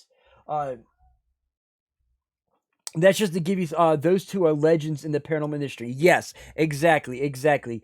They have Annabelle locked up in a glass case with charms on it. They do. I went to see Annabelle in the cinema. A lot of people shat going out of the screen. The cinema put a replica doll in the movie at the doors. Well, just so you know, what Annabelle looked like in the movies is not what she really looks like. Research what the actual Annabelle doll looks like. It is a Raggedy Ann doll, okay? And because it was called Raggedy Ann, okay, the original name of it was Annabelle, so it was the Raggedy Annabelle doll. And because of the Annabelle possession story, they changed the name to get away from the one doll that was possessed and rechanged her name to Raggedy Ann. So originally it was Raggedy Annabelle, then eventually changed to Raggedy Ann. So there's a history and reason why you want to look into it. Yeah, seeing the pics of the real one looks creepier than the movie does. Right? Sometimes the simplest thing is the creepiest thing. Okay, so remember that, guys. Always hated the show, Big Comfy Couch. She looked like a Raggedy Ann doll. Yes, she did. She actually patterned herself as that. Now, with that said, I am done with my notes. So, Hellfire, what does that mean? Sounds like it's time for debunking. Exactly. Demon, Onyx Demon, it is now time for debunking. For those of you new, like Stephanie, and have not been here before, it is in the Ed and Lorraine Warren Museum, right? Yes, it is in their museum. Exactly. And then there goes the image of the real Annabelle doll right there in the chat through Hellfire. So thank you, Hellfire, for that. But anyway, for those who are new to the stream, usually for the last 2 hours, hour to 2 hours of my stream, we switch over to catching to the ghosts caught on camera, and we debunk them. I've been teaching everybody, and I'm going to be reteaching you all in future episodes to create content for my YouTube. But I teach you what to look for on how to know what is real and what is not real. It is in the museum, but the museum is closed now permanently. Yes, exactly. Too many people have been breaking into it and trying to sneak in and whatnot. It is permanently closed, yes. But that said, and of course, Zach Bagans, the asshole of ghost hunting, is trying to get his hands on everything there. It will not happen, ladies and gentlemen. It will not happen. I can promise you. I'm going to say this because I read something probably a couple of years back when they first talked about closing it before they actually closed it. When they were talking about closing it, they were working on getting the Catholic Church to take all their things and keep them under lock and key. Right. So I believe that's still in talks. Yes, it is. For the Catholic Church to keep it locked up. Everything's going to be. I don't know if it'll be going to the actual Vatican, or if it will be going to the Vatican's central area in America. That I don't know where they're going to take it. They probably won't tell anybody where they're going to take it. But yes, more than likely, everything will be taken by the Vatican. Which is, for those who don't know, the Vatican is like basically they control all Catholic churches. Hell will break loose of ball gag Fakins gets a hold of things. In the movie, is the movie Annabelle true representation of the actual story, except for the doll looking different? No, the Annabelle movie is loosely based on it, very loosely. Now, The Conjuring is more true to the actual story, still loosely based, but more true to the stories than what the Annabelle story is. So if you watch The Conjuring, that one is more true to what the story was. The Conjuring 2 and the Annabelle story are basically based off of the stories, but not true. Yep. Okay, lunch break. Take it easy, Kraken. Enjoy your lunch. But again, as I was saying with this, we usually do debunking. We watch a lot of Tabitha's finally here, and I've got something for Tabitha. And Blast Pit. Oh no! This is for Tabitha. That was for you, Tabitha. I still got to put blast bits in there. So hello to you too. I'm glad to have you guys here. Tabitha, how are you? So again, I keep getting distracted, ladies and gentlemen. With the debunking, we go through, I usually use Nuke's Top 5, and we go through and dissect all the videos and stuff, and then go into basically, is it real? Is it fake? We had one that almost fooled me and Onyx Demon last Monday. We are to this day still 50-50 on that one video. That one video so far, we are still questionable on. But that's the only one that's gotten us so far. Gotta walk the dog. Have a good rest of the stream. Take it easy, Leather Rebel. So without further ado, everybody, let me get this set. Hey, before you jump into that. Yes. You reminded me of something I read earlier last week. I'm talking about when you mentioned the Mothman. Okay. Have you read up on the Chicago sightings of the Mothman? Yeah. So you know the time frame that all that happened in? Yes. Okay. Thoughts and opinions. Hold on one sec. Eon, thank you very much. Sad to see you leave when we're about to do the debunking, but take it easy. So here's my thing. I haven't there's still some questions that I have about the Mothman being in Chicago, because here's my thing. Think of the distance between Chicago and West Virginia. Okay. I get that. I don't think Mothman, and if you look at Mothman, then you have the Birdman or whatever, the Blackbird. I think that's what they called him in Russia. It's the same freaking creature. They described him exactly the same way. He But- always shows up. He's a harbinger of doom and destruction. I know. Listen to me. What I was going to get at is because of the distance, I don't believe that the Mothman is a ghost. It is a paranormal creature, but it's not a ghost. Like a lot of people are saying, they want to say that the Mothman is a ghost. The Mothman is not a ghost. It could possibly be a demon. Yep. And that's the reason why I say a creature. As Onyx Demon would say, it is an inhuman. I'll agree with that. So there's still some research that I want to, because I have some other sightings. There's other states that are claiming similar beings as the Mothman, besides the ones that you mentioned. So I want to gather all those and I want to do a Mothman stream, ladies and gentlemen, where I show you all the variations of different areas that have a similar creature to the Mothman, including the Russia version. UK has a version, so there's different ones, like Paladin Bass says, the Owlman. So there's a bunch of them out there that I want to pull all the information from and do a full stream of all the variations of what could be the Mothman, the Birdman, the Owlman, and all that. So that will be a future stream. So I'm gonna hold that all that talk for there so we can get to the stream. But yes, I have done that, and I'm glad you mentioned that. So here we go, ladies and gentlemen. Nuke's top 5.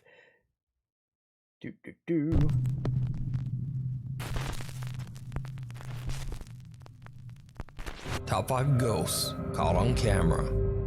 The Resident.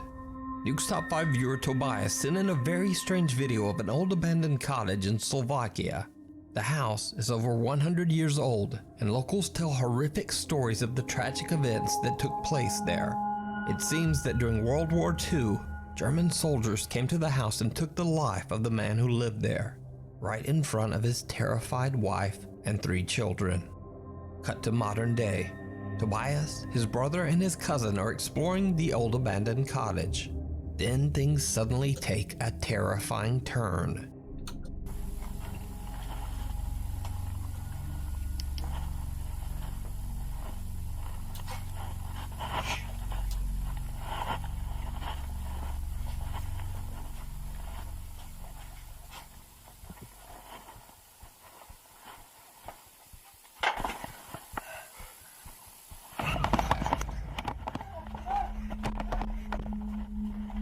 Did you see it?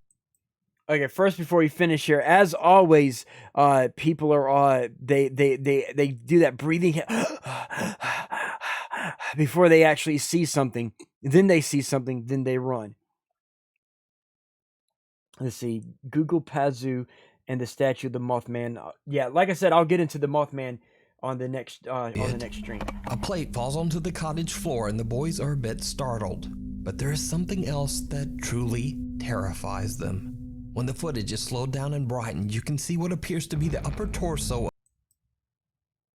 Okay, so let me back that up a little bit, guys, so we can catch that. That truly terrifies them. When the footage is slowed down and brightened, you can see what appears to be. Okay, I try to pause it as good as I can. That's what they supposedly saw right there.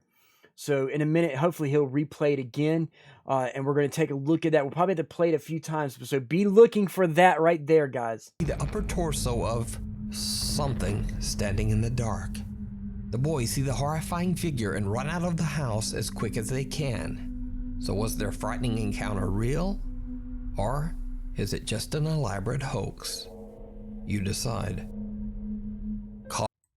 So real quick, like Tabitha said, switching back to chatting real quick, fake. This was made after the dudes watched the horror movie Mama, Hellfire on.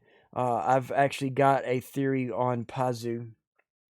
Well, they're never ethereal. Exactly, Tabitha. Exactly. They are never ethereal. What that looked like to me was looks like a prop. For me, it looked kind of like a in Hellfire. I'm gonna need you for this, okay? But all right.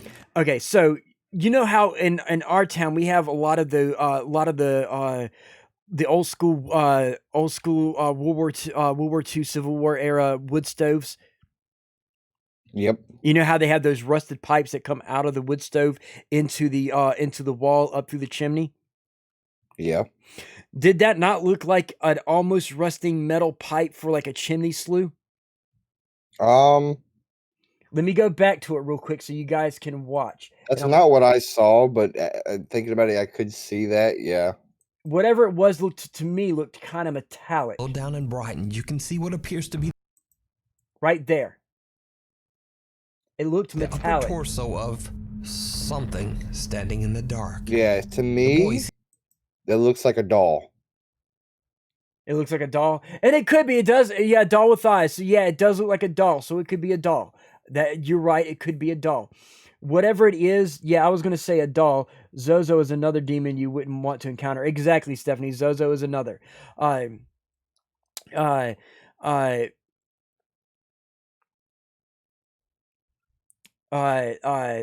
hey, if y'all are gonna talk paranormal outside of my stream, you two, talk about it in my paranormal room in my personal Discord, so I have content in there.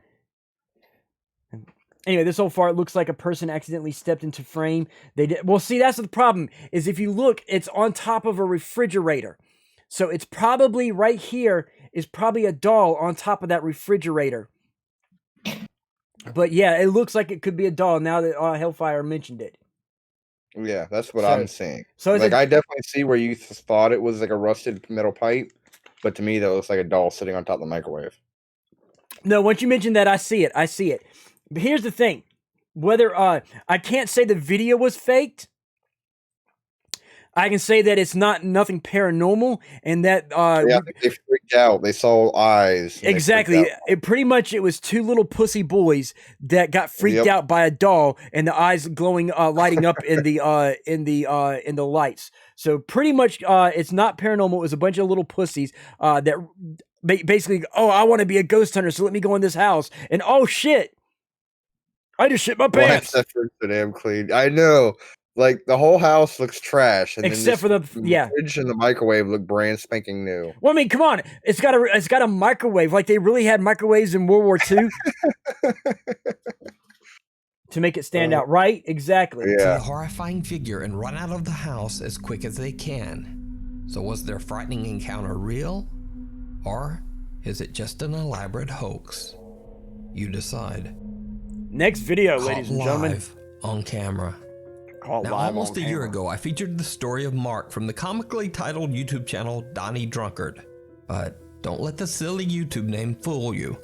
Mark is a serious paranormal investigator, and he claims that a sinister entity followed him home after one of his many supernatural investigations. He says that the dark presence... Okay, real quick, let me go back to this. He's a serious, claims he's a serious paranormal investigator. Okay. Watch this, guys. A sinister entity followed him home after one of his many supernatural investigations. He just continues to sit there. So it followed him. It's a demon. Exactly. If it follows, it's a demon. Okay, ghosts stay where they're at. Unless they're attached to an item and you took an item with you, then the ghost will go with you. But only if you took something away from the original point and it was attached to that item. But he's a serious paranormal investigator, and he continues to sit there after he heard something, okay? Or he's a magnet, that too. But here's the thing. If he's a serious investigator, what is the first thing you do as a serious investigator and you hear something that's not normal? You get your ass up out of the chair, grab your gear, and go find out what the fuck it was. Don't continue to sit there like, oh, did I hear something? Oh, look behind me. Oh, well, I'm going to continue sitting here holding my guitar so I can look cool for the camera. So, that's pretty much what it is. I saw it now. It's not a doll, but a bust or statue of a head or a torso of a girl. And it could be a bunch of different things. Whatever it is, it's fake, Selcat. Oh, yeah, I'd grab something to document. Exactly, Blastbit. Exactly. But, nope, this guy wants to sit here looking pretty for his guitar for the viewers. Investigations. I hear a noise. I challenge it to a fight. Now haunts his home. In one of his popular YouTube videos, Mark explains that he was upstairs when he was attacked by this entity and slapped hard across. Oh, he was attacked. He was attacked and slapped hard. Let's see. His camera is too conveniently placed. Exactly. But demon, he was slapped. He was attacked by an entity. What did you say earlier that it followed him? What entities are physical? There's only ghosts don't touch. Ghosts don't attack. There's only one entity that attacks. He was slapped. He was probably drunk and slapped himself. He needs it. He needs to slap himself. He needs to slap himself. But listen, ladies and gentlemen, no, if it's a ghost, it cannot physically harm the living. They are ethereal. It would take a lot of energy for them to suck to be able just to put their fingertip on you. Okay, so imagine the amount of energy it would have taken to slap him hard enough to see that there. He needs to wax his body, not shaved. He looking grouty, right? But if he was slapped that hard, it has to be a demon. So I'm just gonna say that out here. If it's legit and not faked, then it has to be a demon. Across the face. He darted into his bedroom to hide along with his dog Terry, who was equally freaked out. Mark then starts recording. Oh yeah, with that his dog phone. looks really freaked out. I see okay? it. Look at it running around frantically. You okay? Thank you. It's so freaked out right now, guys. Good boy, eh? Yeah, I know. I'm gonna go. Wait here. Wait here, okay? Dog's like, whatever, just give me a damn biscuit.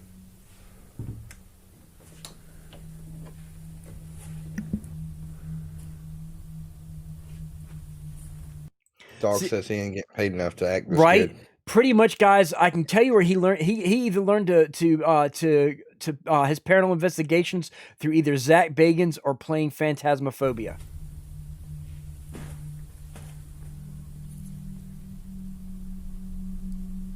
Oh, the light's moving. You can tell that it's moving in one direction, which means there's a string and somebody's pulling it off camera.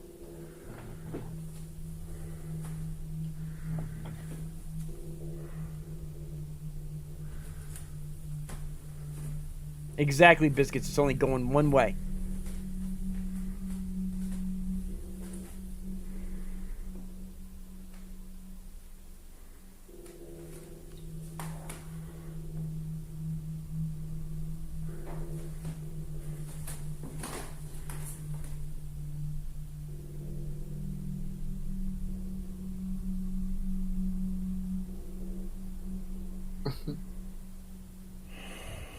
I'm waiting for those shoes to start walking. These boots were made for walking. His washing machine lid fell down, and it's off camera to where somebody could be hitting it, and we don't know. His shoes were made for walking, and that's just what the demon will do. Exactly, he won't show the next room. Exactly, where the washing machine is. Now there should be a growing and demonic tongue. Well, if there's a growing demonic tongue, you hear his girlfriend moaning. Exactly, Tabitha. It's always off camera where someone has time to... And he paused for so long. Okay, hang on. See, the cupboard's going now. Real quick. Let me go to the chatting screen real quick. So, pretty much, he sat there and filmed at that one area. He would not go to where the washing machine was for so long. As a true paranormal investigator, if you hear sounds like that, you run to it, not wait and like, waiting for something else, Nick. Waiting for something still. I'm waiting for more sounds. I want to make sure I heard sounds. Was that sounds? Oh, that was the washing machine. But I'm going to wait to see if the washing machine goes again. Okay, now I'm going to go.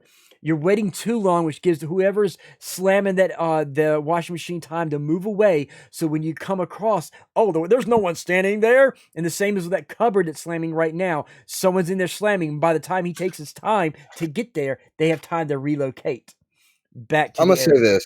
Yeah. I'm going to say, before you go back to the video, you hear noises in your house. Why is it the first thing you think of is to grab your phone and start recording like you're going to find a ghost? And I say this because when I was living with my dad 2 years ago,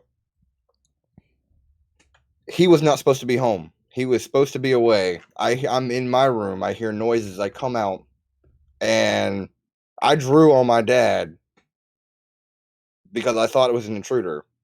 I didn't grab my phone and start recording thinking there's a ghost in the house. I Right, thought it was an right, intruder. I brought the gun right. out.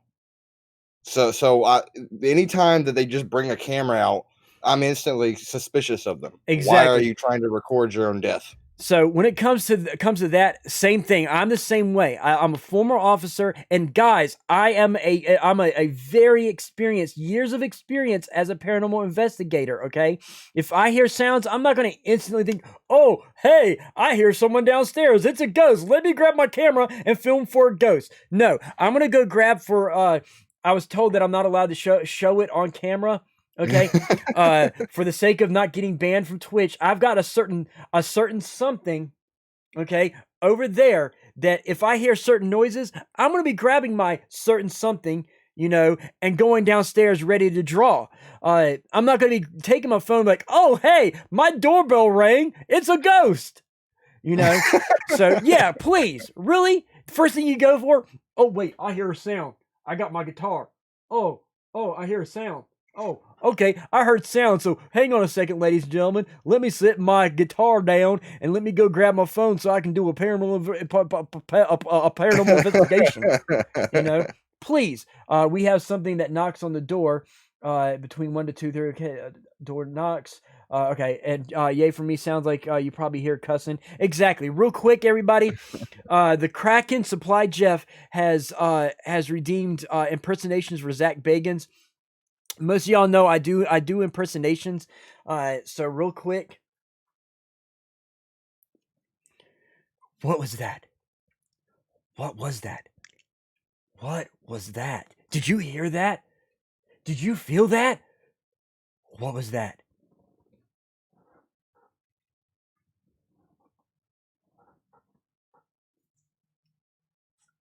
Okay, there we go. Zach Bacon's done. That's called Ghost Bullets. Call of Duty. Nah, okay, I got it. You rush at them. Okay, let's get back to this, guys. Let's find out just what he's got.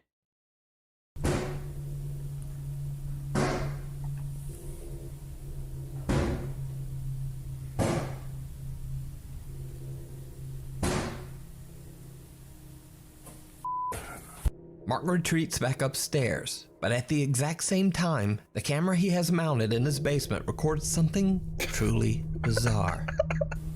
What are you laughing about? He's running away. I know, right? I thought he was paranormal investigating. Oh, look. Hold on, wait.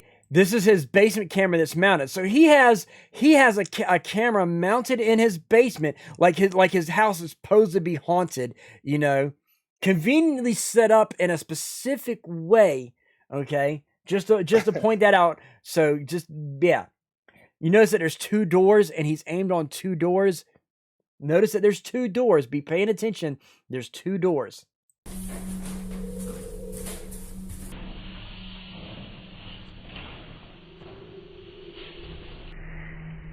Did you see it? Look. Okay, I can already tell you, I can see it myself. What the fuck? Watch, hold on. No. Watch. Let me get it to the right point, and I'm gonna slow this. I'm gonna pull a pretend like demon professional paranormal investigator my ass. Right, Stephanie? Right? He's not. Yeah, of course it's dark, so someone could be throwing it. Jeff is lone wolf. Someone could be throwing it, but it's not. Let me go to the playback speed. Let me slow it down. So bear with everything, ladies and gentlemen. This is super slow. Okay? Now watch. I'm going to point something out to you. Okay, it's going to go again, but did you see it? Pay attention when it zooms in on it. Clothesline. There is a fishing line there, guys. There is a fishing because it's going in a straight line. If it was thrown, it'd be flopping around. Okay, it would be flop. It got naked. Yeah, see, there we go. It's the ghost of Marilyn Monroe, everybody. Thank you, Sweet Biscuits. It's the ghost of Marilyn Monroe. She just threw her clothes off, and if you look in that dark area, you can see Marilyn Monroe's ghost naked. But the shape looked too perfect. Exactly. Fishing line as a guide, and he's pulling it on a pulley system. Exactly. Watch the close-up, and you'll actually see the fishing line on the close-up. There it goes in a certain direction. Watch it. Right there. Here it comes. I'm gonna try to catch it. Now, if you watch right here, you can see it. You can barely see it right now, but right here, there's a triangular point right here. Okay, and there's another triangular point right here. Okay, there's two fishing lines, one right here and one right here, where it's traveling along the lines of a fishing line, or it could be a bar across it, and the fishing line is on a loop thing, but it's right here at the two triangular points. See, oh, wait, you can even see the shadow of the line. Let me see if I can back it up just a little bit. You'll see the shadow of the line. Let me slow it down just a bit more.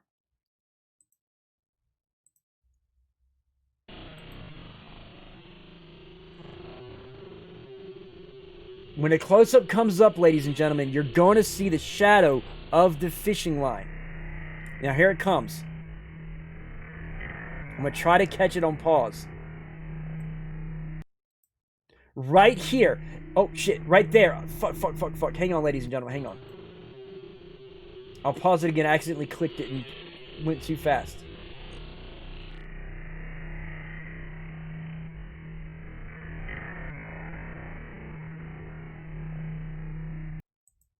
Okay, so if you watch right here is the shadow of the fishing string. I saw it. Right here is the string. You can see the line of the string right there, and it has another very faintly over here. So it's running on two fishing lines. So let's go ahead and put it back to normal speed.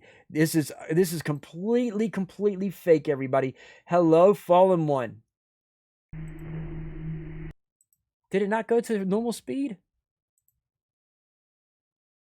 Yeah, it should be on normal speed. Yeah, it's on normal speed. What the living fuck? Now, that was almost a year ago, but Yeah, since then the activity in Mark's home hasn't decreased at all.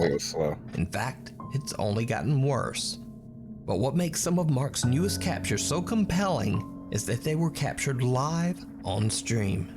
His subscribers were watching along with him in shock. So on September 29th, Mark tries to capture the paranormal activity that he experiences on a daily basis during a live broadcast for his YouTube subscribers. After hearing some strange sounds, he points an SLS camera towards his... Okay, so, ladies and gentlemen, let me switch back. Look right there, ladies and gentlemen, an SLS camera. Who in the crowd has been a faithful Retro Monday Night viewer to know about the SLS camera?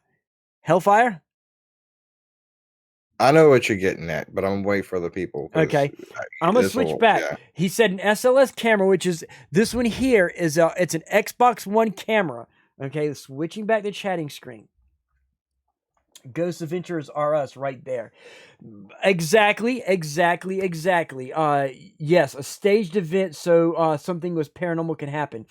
Okay, so for those who don't know, I was hoping Paladin Baz or Onyx Demon would be the one to drop this in.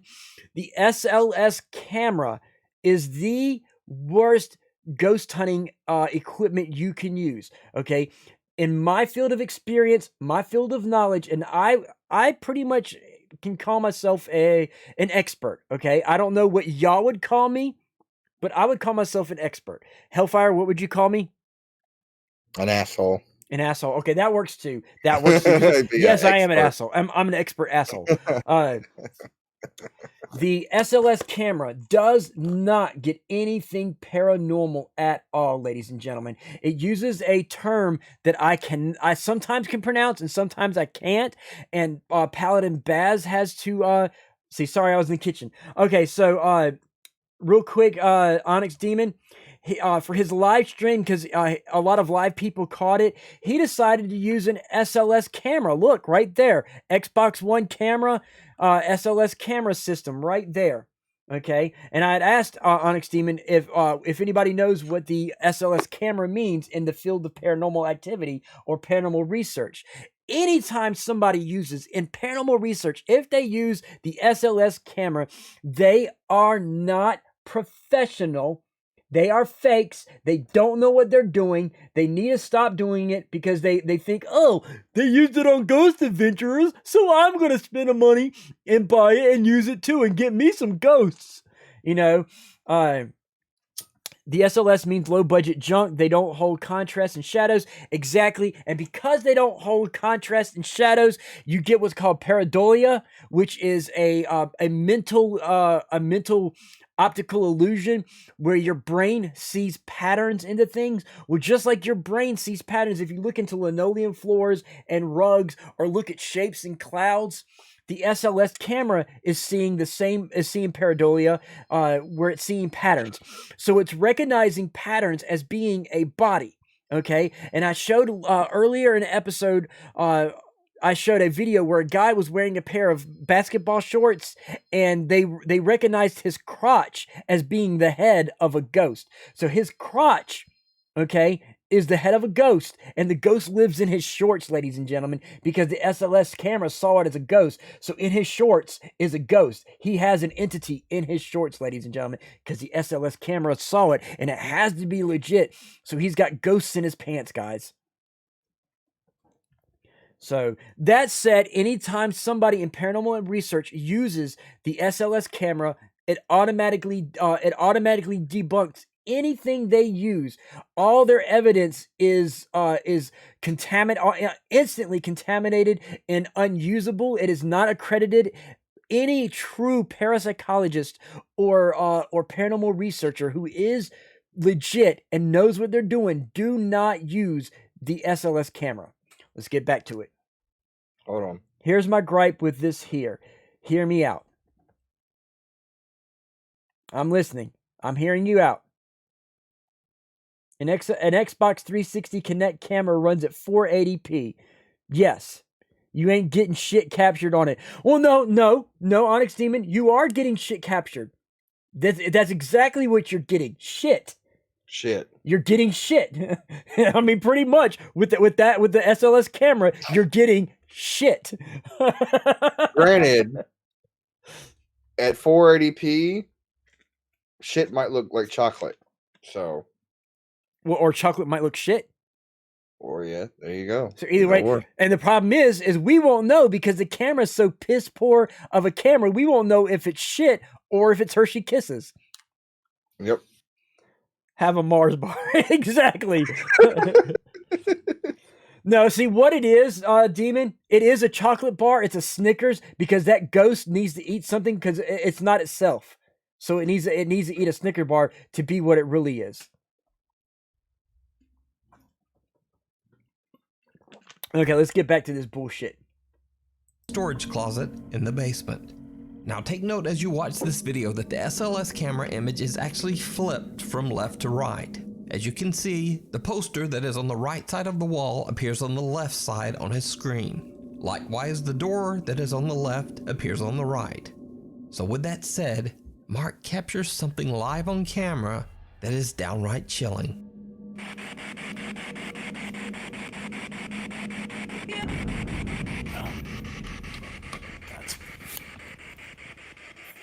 That's it right there. Okay, look at all that. Wow. I saw. Ooh, that's downright chilling. I know. Wait.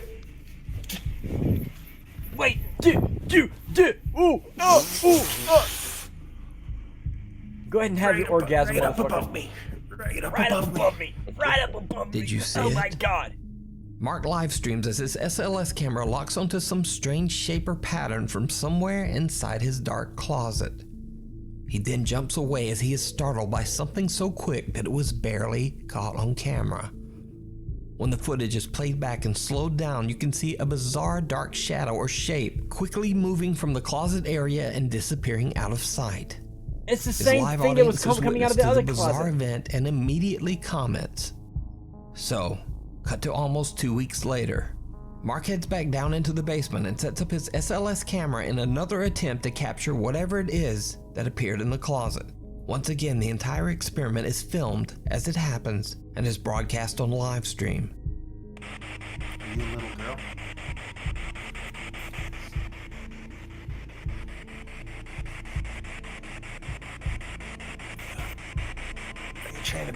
girl. It's not a little girl. Where is he getting little girl from? Like, what? Because the fuck? he's judging by the size of the entity in his door frame.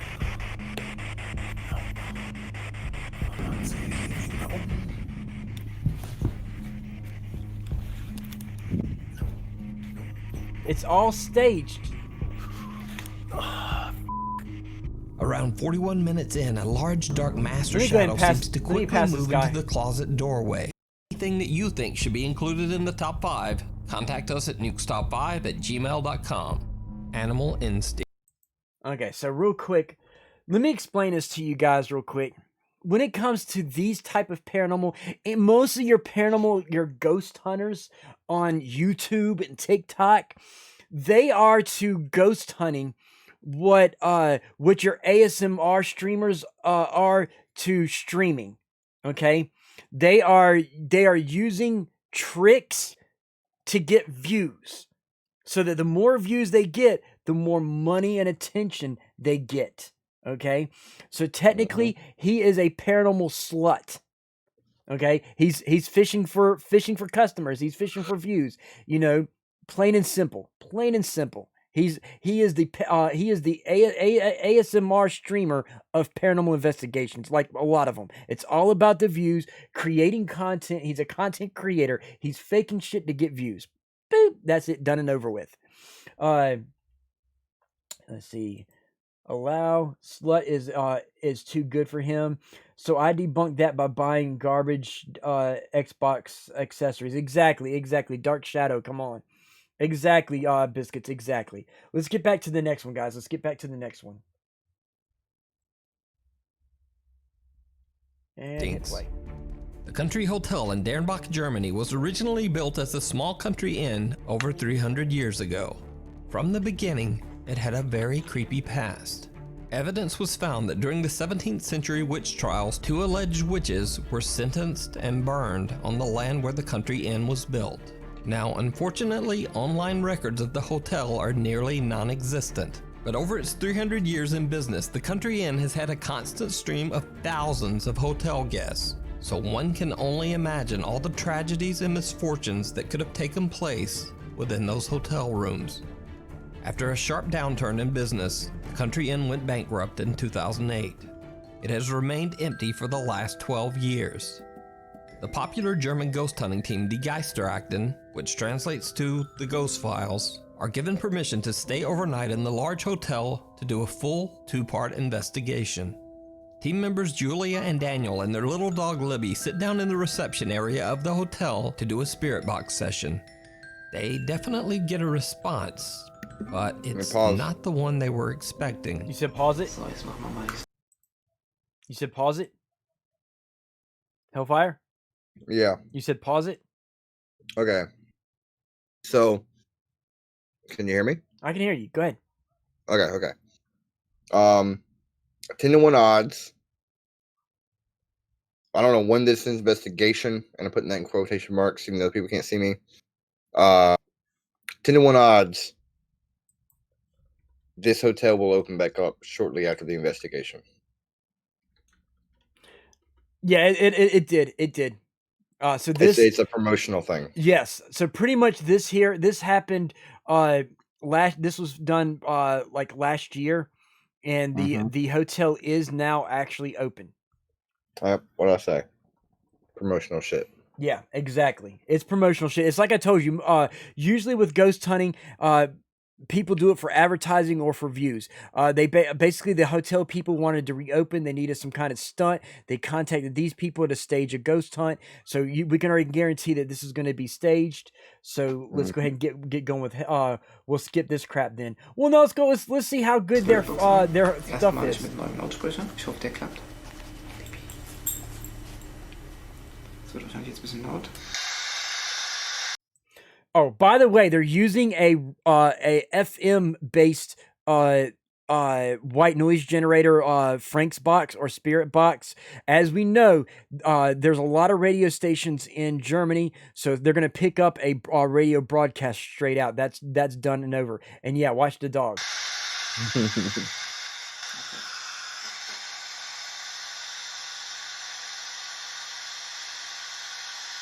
Jetzt hat was geklopft. Zweimal.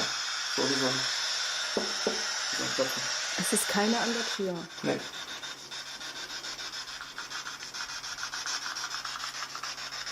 Aber die Liebe guckt auch hin. Julia and Daniel hear the sound of someone or something knocking from somewhere nearby. The strange activity catches their dog Libby's attention as she seems to be staring at something in the darkness. Now the sound of the spirit box makes it very hard to hear any knocking in this footage, but as Julia and Daniel explore the area, they hear it again.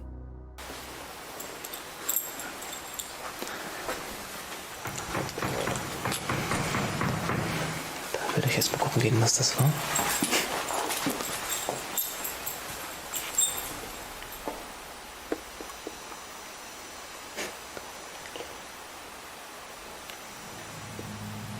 The unexplained knocking is fairly loud and little Libby appears to be a bit upset. Well, it's because the Cut dog's to hearing noises. later in the Hello. investigation. Now Geistract and team members Sandra and Steven take their little helper Libby into what appears to be the hotel's kitchen area. While Steven is busy inspecting an old dumbwaiter, they suddenly realize that Libby is nowhere to be found. When they go looking for her, things get downright chilling. How'd she come off the fucking leash? Okay, das war seltsam. Libby? Libby? Yeah, there's other group members, Viscous. There's a bunch of them. Did you see it? When the footage is slowed down and brightened, you can see what looks like a tall, dark shadow standing in the doorway across the room. As Sandra and Steven approach, it seems to dart away. See What how makes the footage even creepier is that say it the again. little dog Libby seems to be staring. That. It's exposure in the camera. Well, it's not even exposure in the camera. So the way it looked, if I was able to catch it, it's somebody dressed in a black hood, and with the right lighting casted, it's causing it to be silhouetted. They realize that someone upstairs in the hotel is being intimate, and and that's the knocking the bed. But it's somebody in some kind of black shrouded clothes, because it's too corporeal to be a ghost, and it's not like a shadow would be translucent. That was too you couldn't see through it. It was too set. Let me get back to it. Watch. Suddenly realize that Libby is nowhere to be Watch found. it again. You're gonna see that When they whatever it go is looking has for her, mass. things It's get not downright transparent. It's chilling. not translucent like a shadow should be. Okay, das war seltsam. Libby? Libby? Let me get to where he slows it down. Hang on.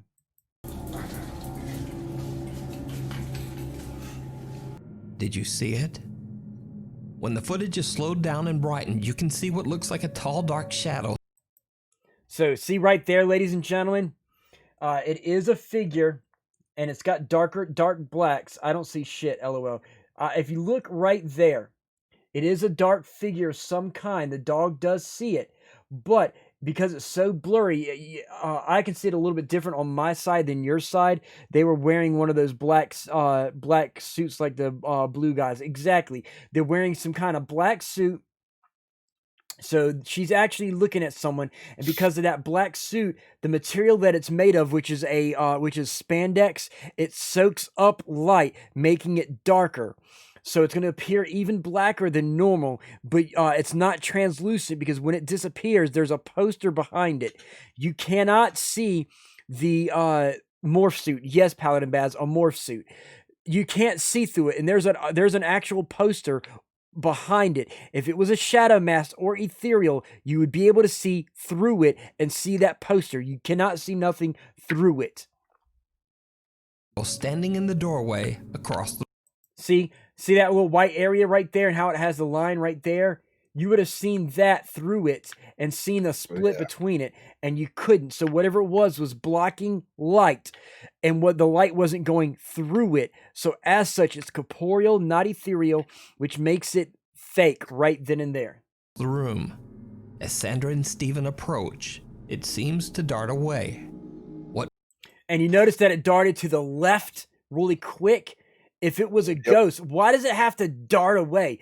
If it was really a ghost, it could fade away. A ghost doesn't have to dart away. It just fades away. What makes the footage even creepier is that the little dog Libby seems to be staring directly at the shadow figure right before she runs back to join the two team members. It almost seems as if the dog could actually see or sense the strange dark shape. So, later that night, the Geister Acting team returns to the same kitchen area to perform a modified spirit box session. For team remember what he said, a modified spirit box. Okay, modified spirit box, which means it's not that means it's designed that it's probably modified so it can actually produce results, fake results. team member Sandra, it did not go well. Also wenn die euch wirklich stören, dann lasst das K-Meter mal richtig ausschlagen. Und dann gehen wir, dann lassen wir euch in Ruhe.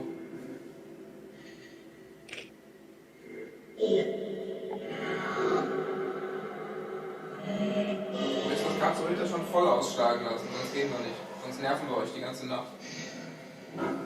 Watch again closely.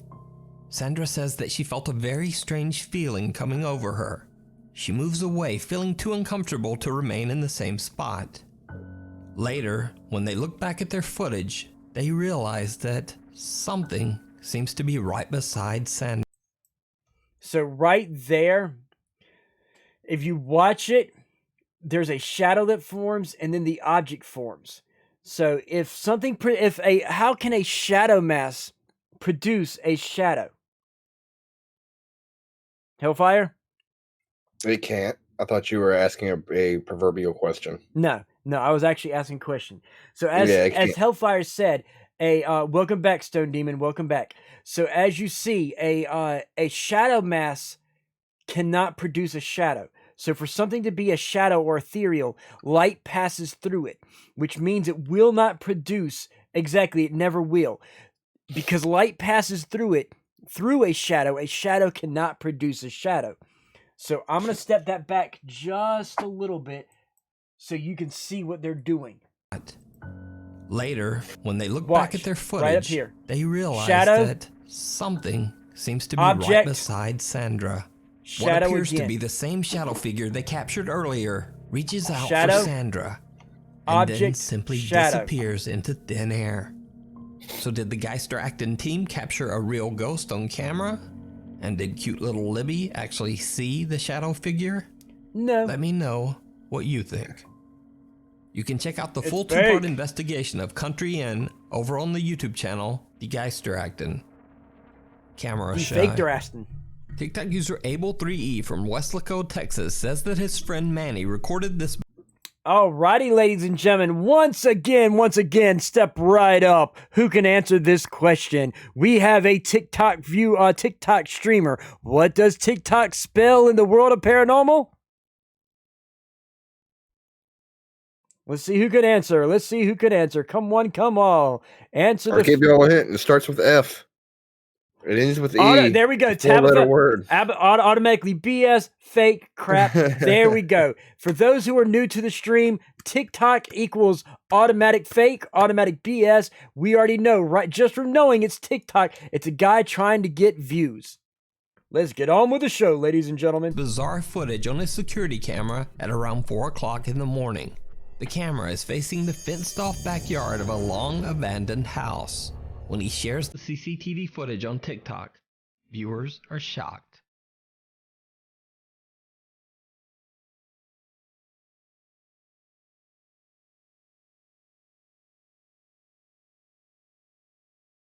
What appears to be the small figure of a little girl can be seen walking along the edge of the abandoned home's backyard. Now, because the house is empty and because this was captured at 4 in the morning, TikTok user Able3E and his friend have no idea who the mysterious child could be. The property is surrounded by a high fence, which would make... Okay, so pausing that real quick, ladies and gentlemen, let's switch to the chat screen, give the camera time to turn on. There we go. Now, we saw the little girl in the white dress walking across the across the way, okay? And there was no ethereal. She was once again corporeal. And if something is corporeal, is it a ghost?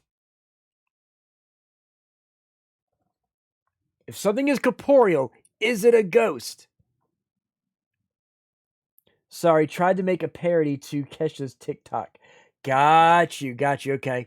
But for those who aren't answering right now, if something is corporeal, it can't be ethereal. And if it's not ethereal, ghosts are only ethereal.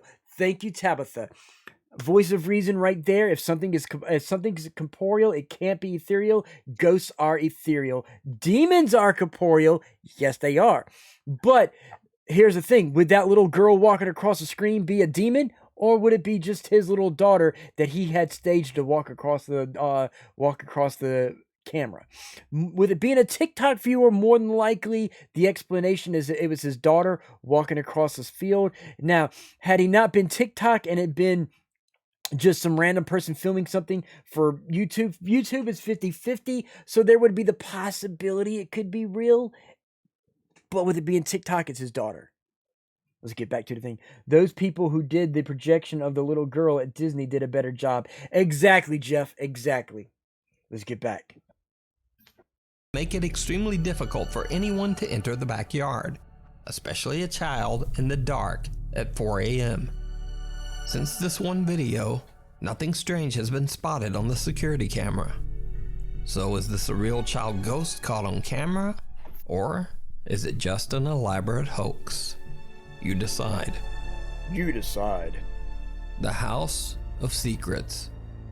Popular Russian ghost hunter Dennis from the YouTube channel Dark Ghost Paranormal travels to the Zayats Okasan Manor on the outskirts of St. Petersburg, Russia. The home was occupied by German forces during World War II. Locals speak of a secret that was supposedly revealed by some of the German soldiers who were stationed in the town. The soldiers claimed that the large manor and the surrounding estate was used to carry out many terrible experiments. Experiments on human beings. The locals warned that the building is violently haunted by the victims who didn't survive these experiments. Dennis waits until nightfall to start his investigation, and not long after he enters the building, things get downright creepy. Все, друзья, вот и темнота наступила. На улице кромешная тьма. Сейчас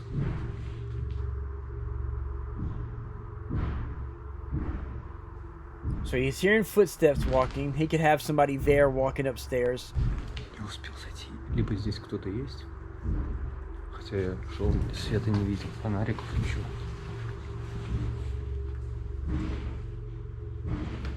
Слишком интенсивно бьет.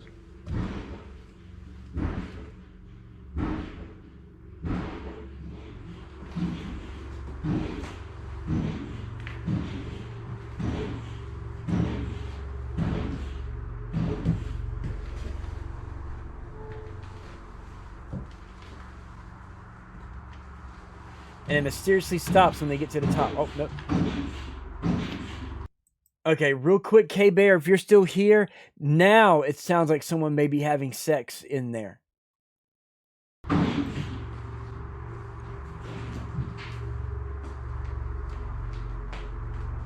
Кто здесь?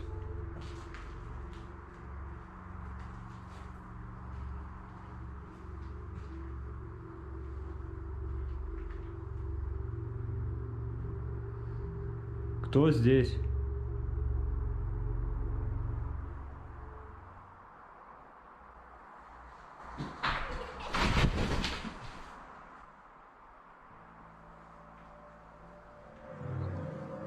Друзья, вот сейчас, когда я был в коридоре,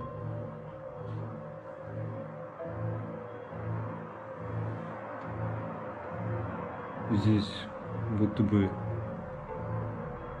кто-то пробежал и смех. И главное, что детский смех был. Dennis hears strange, loud banging coming from somewhere upstairs. He heads up and is startled when he hears what sounds like the unnerving giggle of a young child. Dennis is unable to find the source of the unexplained sounds, but he continues his exploration through the manor. But soon... Okay, real quick. One, so far I can't say whether this is fake or not.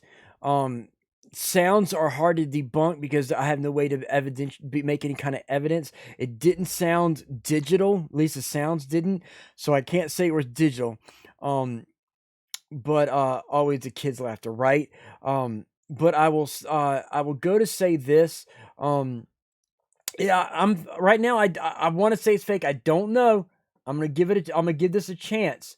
But you can't debunk things off of fake, off the sounds. I will say one thing, Demon, that you have to agree with. At least he's not running like a pussy, and he is investigating straight on. He's not looking behind doors like he should, but at least he is pushing forward instead of running out like a pussy. He is startled by another strange sound that is much closer. Now, Tabitha, you do bring up a point that with the child's laughter is so cliche. It does sound, even though it doesn't sound digital, it did sound like stock footage of child laughter.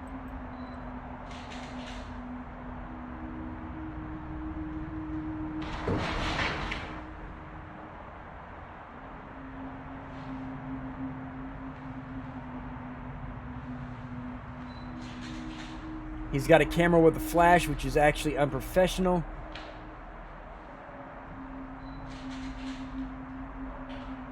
Camera flashes, as you guys know, and I teach you all the time, camera flashes can evoke with dust pulling up and stuff like that. You're gonna be getting dust particles, and it's very you don't want to use a camera that has a regular flash. Use a night vision or full spectrum camera that uses a full spectrum flash, or IR lights, infrared lights, because that way you don't have to worry about the contamination of dust particles or water particles or something like that interfered with the flash. But and of course, as Cellcat says, he's got buddies. Yes.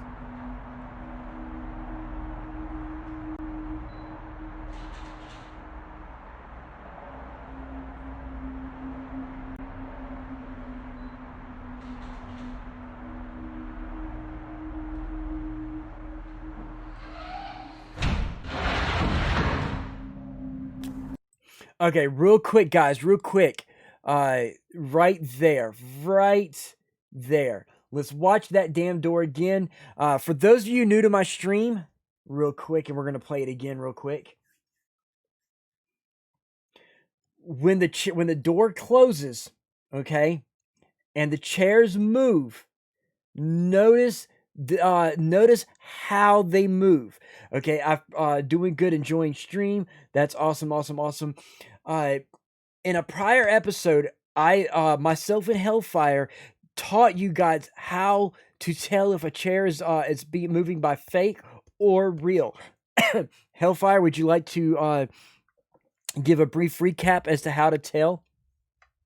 Yeah, I can do that. Well, basically, if a ghost or a spirit is moving a chair, they're going to move it the same way that you would move it. Exactly. So with that being said, they're going to pull it by the back of the chair or by the seat of the chair. They're not going to pull it by a leg. If it's being pulled or moved in the direction or by a leg, it's fake. Exactly, ladies and gentlemen. As Hellfire said, if the chair, so pretend this little mini tripod here is a chair, okay? And of course, the feet are green, so you're not going to see the feet. Ignore that. It's ghost feet. But pretty much, if it moves in the direction of a leg versus against both legs, if it moves by the leg, then it's being pulled by a string. If you watch the chairs, both chairs move to one central point. Okay, instead of one going one place and one going the other, they draw together. Okay, by one leg each. Each one of their legs pull to a center location. They're being pulled by a string underneath the doorway. The door is being pulled by a string as well. What the Cellcat say? Always light wooden or plastic chairs. Never one that uses heavy. Exactly. Never had anything heavy. And welcome back, John Blitzed. Someone tying strings to the legs again and pulling it away. Exactly. So let's get back. Let's watch it again.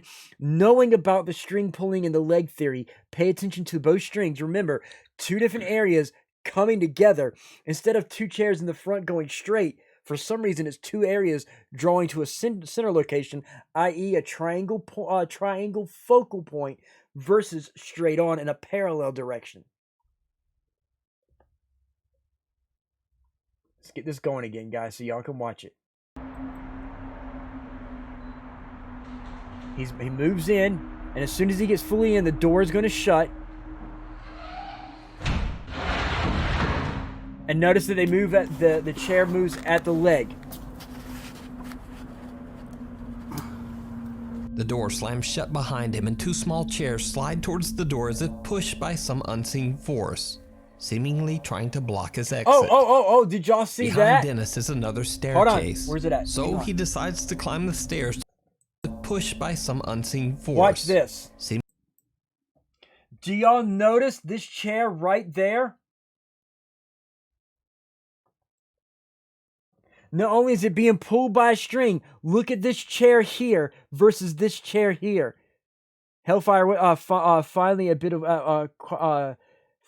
bit quiet here at work. We will honeymoon next year when we can travel. It straightened out. No, it's not. It's straightened out. Yes. Okay, that's because it hit the door. But look really good at it. Okay, it's supposed to be a dark green chair. Why is this one dark and this one blends in with the wall? Okay, Hellfire, could you notice anything? I'm assuming they're using chroma key for it. Exactly. Well, maybe either chroma key or something, but the chair blends in. It's Photoshop. The chair is sliding in, so they pulled it on another screen. Those chairs are not really there. They are somewhere else, and then photoshopped in later because this chair disappears. Watch the chair disappear completely. How does a chair travel through the door? Watch. The door slams shut behind him, and two small chairs slide towards the door. See how the chair disappears? The chair disappears through the door. All the chairs sounded like the one to the right. Exactly. So pretty much it's two different chairs, but this one right here disappears if they were real at all. Exactly. This here, it's traveling through the door. If it's a solid door and the door is really there, it should not travel through the door unless either the door is fake or the chair is fake. And it is photoshopped or not really photoshopped, since it's not a photo, it's a video, but it's video shopped through Adobe Premiere or a video editor. Or is it pushed by some unseen force? Watch that one on the right. Boom, it disappears. Behind Dennis is another staircase, so he decides to climb the stairs to the floor above and begins to use a modified spirit box. He gets a few random replies, but then, yet again, he hears movement. This time the sound is coming from back downstairs, so he carefully walks back down the rotting stairs to investigate. It did not go well. First of all, they're talking about the rotting stairs. It's metal stairs. How can metal stairs rot?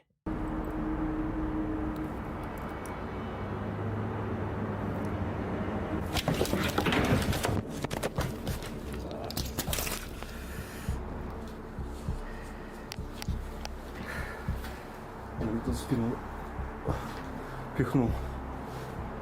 Реально такое ощущение, как будто. What is so special about a spirit box? Claw overdraw, nothing is. It depends on the spirit box. If it only produces white noise without AM or FM radio, then it's legit. If it, like most spirit boxes use an here, let me switch real quick, and then we're gonna get back to the video. Ghosts can't push you. Bingo, Tabitha, bingo, bingo, bingo. You cannot be pushed by a ghost. A ghost cannot push you. If anything pushes you, it has to be a demon, okay? And people confuse that all the time, so he's faking it, the being pushed. He slipped, and it's like, oh, the ghost pushed me, okay? Now, for the Claw Overjaw, my buddy from the overseas UK, Hogo TV, who's a stream demon, ladies and gentlemen, Hogo came up with the idea of something that I was actually thinking about that works. Most Frank's boxes, Spirit boxes, they use AM/FM radio frequencies, which can be contaminated because they can pick up radio waves. Okay, so you want to have a white noise generator that doesn't use radio frequency. Okay, so there's that right there. All the dust and the junk in the stairs. No wonder he slipped. Exactly, this old fart. So with that theory, give me a second. I gotta grab it real quick. It's been a while since I pulled this up. Coming off headset. Hellfire, if you can talk to him while I'm doing this.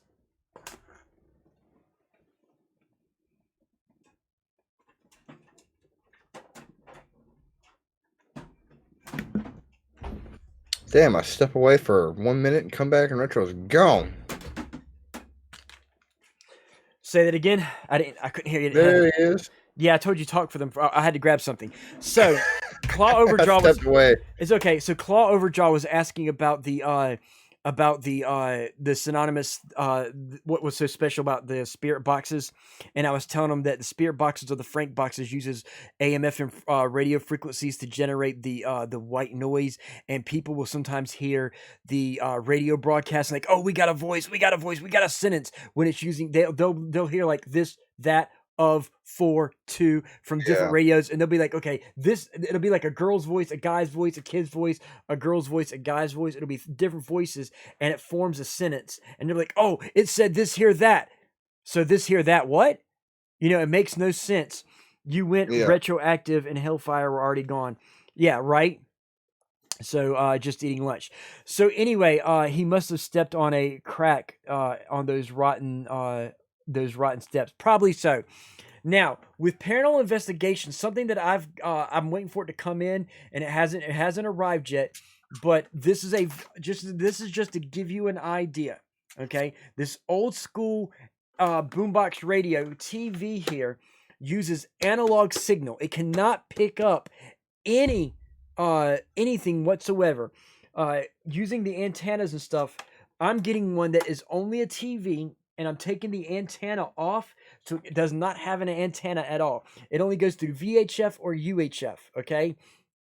And as such, that TV will generate white noise and cannot pick up any broadcast whatsoever for VHF or UHF. As such, the TV will be made to cycle through stations and generate white noise that cannot be contaminated and give me actual white noise for EVP paranormal investigation. However, with a radio, if you get the AM/FM signals that it's cycling through, usually it cycles through long enough that you can pick up the radio broadcast and contaminate it, and people infer, oh, I heard voices. Yeah, you heard the radio, 5 different radio broadcasts saying different words, and you're insinuating that it's a sentence. That's what the Spirit Box and Frank's Box you're pretty much getting from those. Okay, so that said, let's get back to the video and finish this out. Let me get my headsets reset here.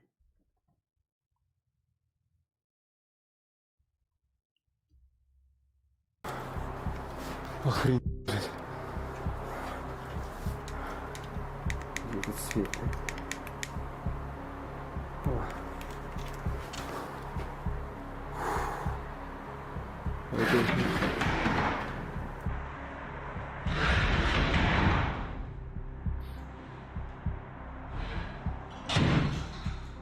Again, strings.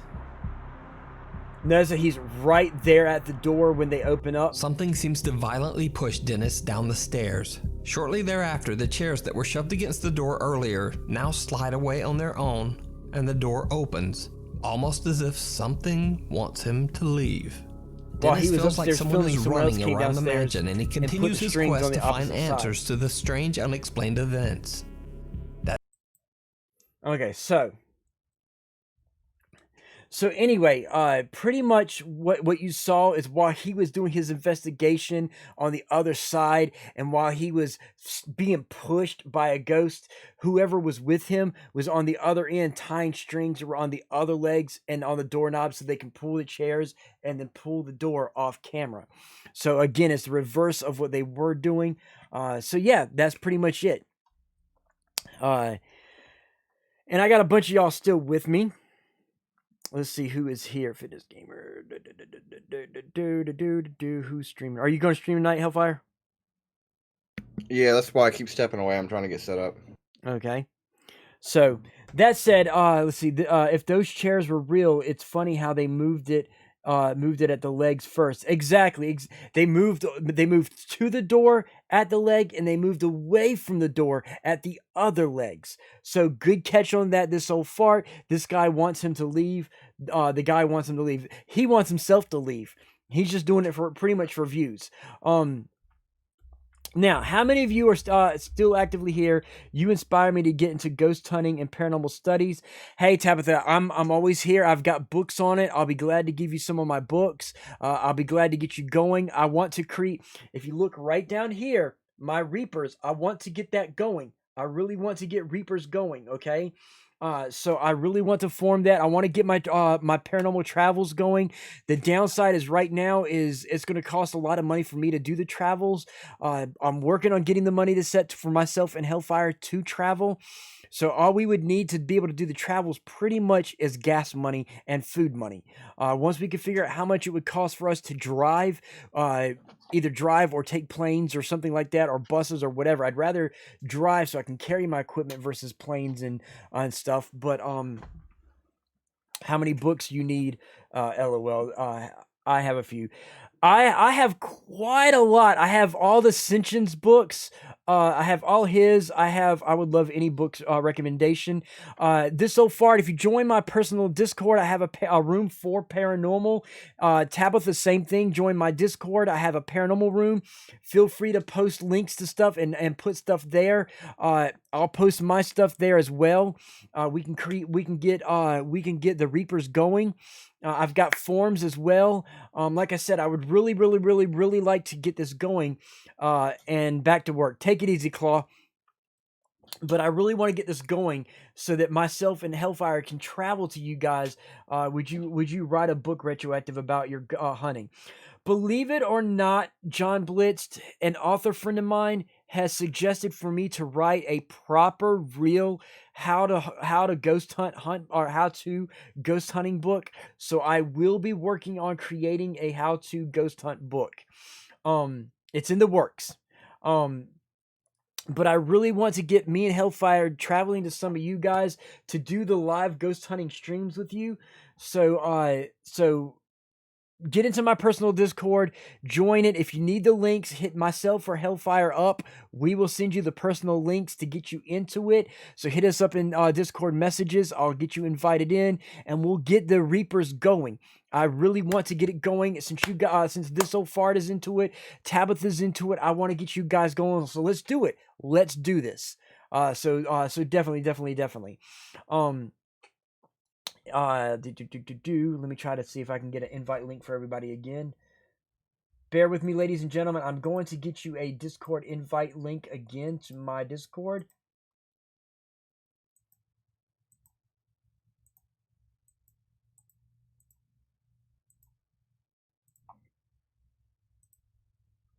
Okay, there we go. There is my personal Discord. So make sure you join that. I'm gonna start posting all my discussion notes, books, PDFs. I'll be posting soon the forms there. Join it, hook it up, and we'll be good to go from there.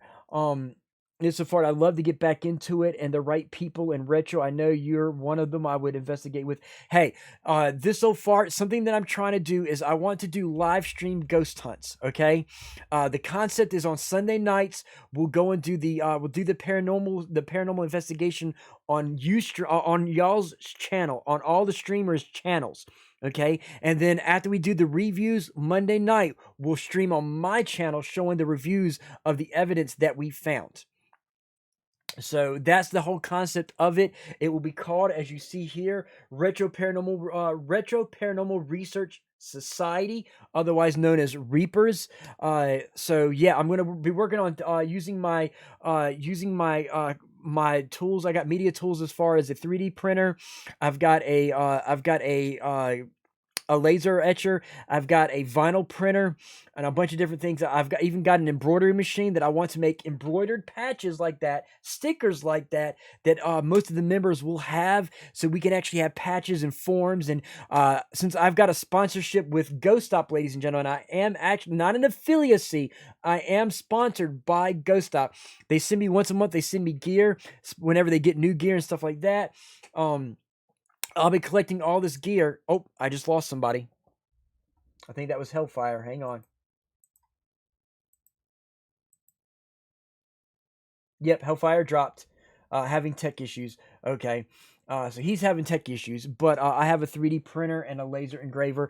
I do too. The 3D printer that I have, I'm actually going to probably be giving away to Hellfire because I'm looking into a commercial 3D printer that's a super huge, large print bed size, and it does all the filaments. So that'll let me do a lot more. But I'll be definitely looking into that. Once I create a few things, I'll probably send some of the stuff that I make off to Tabitha, because I would love for Tabitha to make a Reaper's soap. So I'll probably send her off something as well for her to do some Reaper's soaps or something. I don't know. I'll get with her on that because she has Tabitha's cauldron. But so Tabitha, I may be getting up with you on some stuff. Mine is Creality Ender 5. So yeah, I've got the DaVinci 1 Pro, which I have that, and then I have an actual laser etcher. I'm looking into getting more advanced stuff and giving away most of my stuff. My paranormal investigation gear, however, is going to be different. I'm not getting rid of those. However, anything that I get from Ghost Stop that I already have, members of Reapers, ladies and gentlemen. If you're an official member of Reapers, I will be sending you guys some of the extra gear that I get, so y'all guys can have some of this gear as well. And it will have Reaper stickers on there that you got to keep up there. So members of Reapers, I will be sending you guys a lot of gear so that we can actually all get together and do these stuff. The reason why is hopefully, if everything goes okay, next Halloween, guys, Halloween next year, I'm going to be pulling in myself, Hellfire, and 4 other Reaper members to do a live stream paranormal investigation at Waverly Sanitarium in Kentucky. Okay, so that is the goal. I still have some gear left over back when I investigated. Awesome. My DVR setup, I have to get an updated one. I have an analog DVR system. I want to get an updated hard drive based DVR system. Mine uses tapes, so I still got to upgrade. But I do have a DVR system. I have some wireless cams. I've got K2s. I've got a lot of great gear. I've showed them off on streams.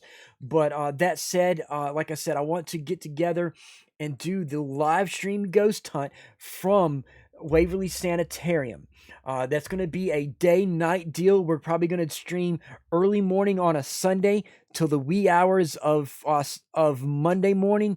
Then from Monday morning, we're going to do the actual reviews of the investigation, and then go into doing that night streaming the results from that.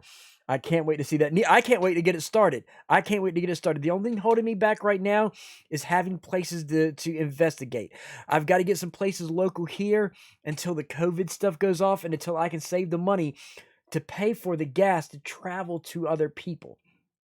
Because that's going to be the hardest thing, is the cost of travel for doing the regular stream. So I'm working on it. Once I can afford the travel, I will be doing the live traveling to you guys, doing the streams on your channels with the review on mine. This will give you guys who are streamers a chance to advertise yourself. That said, let me see if Hellfire is up and ready yet. and he is. So please, ladies and gentlemen, I got a few of y'all with me. Stay here. Do not leave. I'm about to raid Hellfire, as I always do. He is a stream demon. Stay for 5 minutes. That's all I ask. If you don't like his stream, you're more than welcome to leave. But make sure, hashtag raid, hashtag retroactive, hashtag stream demons if you're a stream demon. Okay? So let's go ahead. You're doing the sanitarium next Sunday.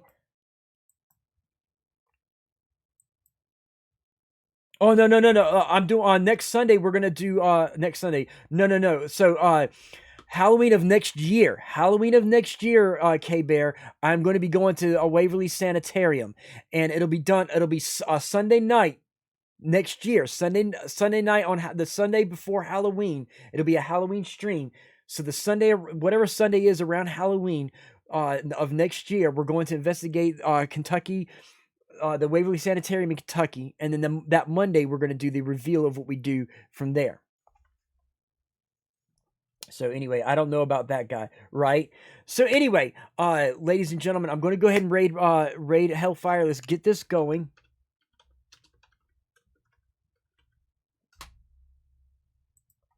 Again, hashtag raid, hashtag... I didn't want to do that. Hashtag raid, hashtag retroactive. We are going to get this going. And as always, those of you who are here, those of you who left, thank you all for being here. I appreciate every single one of you guys, especially those of you who are actually participating. I love when you guys participate. Okay, please ask questions, join in. I love it. I feed off of it. But yeah, be here next. For me, will be... if everything goes okay, Wednesday, guys, I'm going to pull a lot of y'all in because Thursday I'm going to try to attempt my RPG stream. So if you're into tabletop RPG, get up with me on Discord in Stream Demons, okay? I'm going to drop the information. I'll be doing my tabletop RPG stream on Thursday, and then we're going to go into Fallout Friday. But for now, let's check out Hellfire.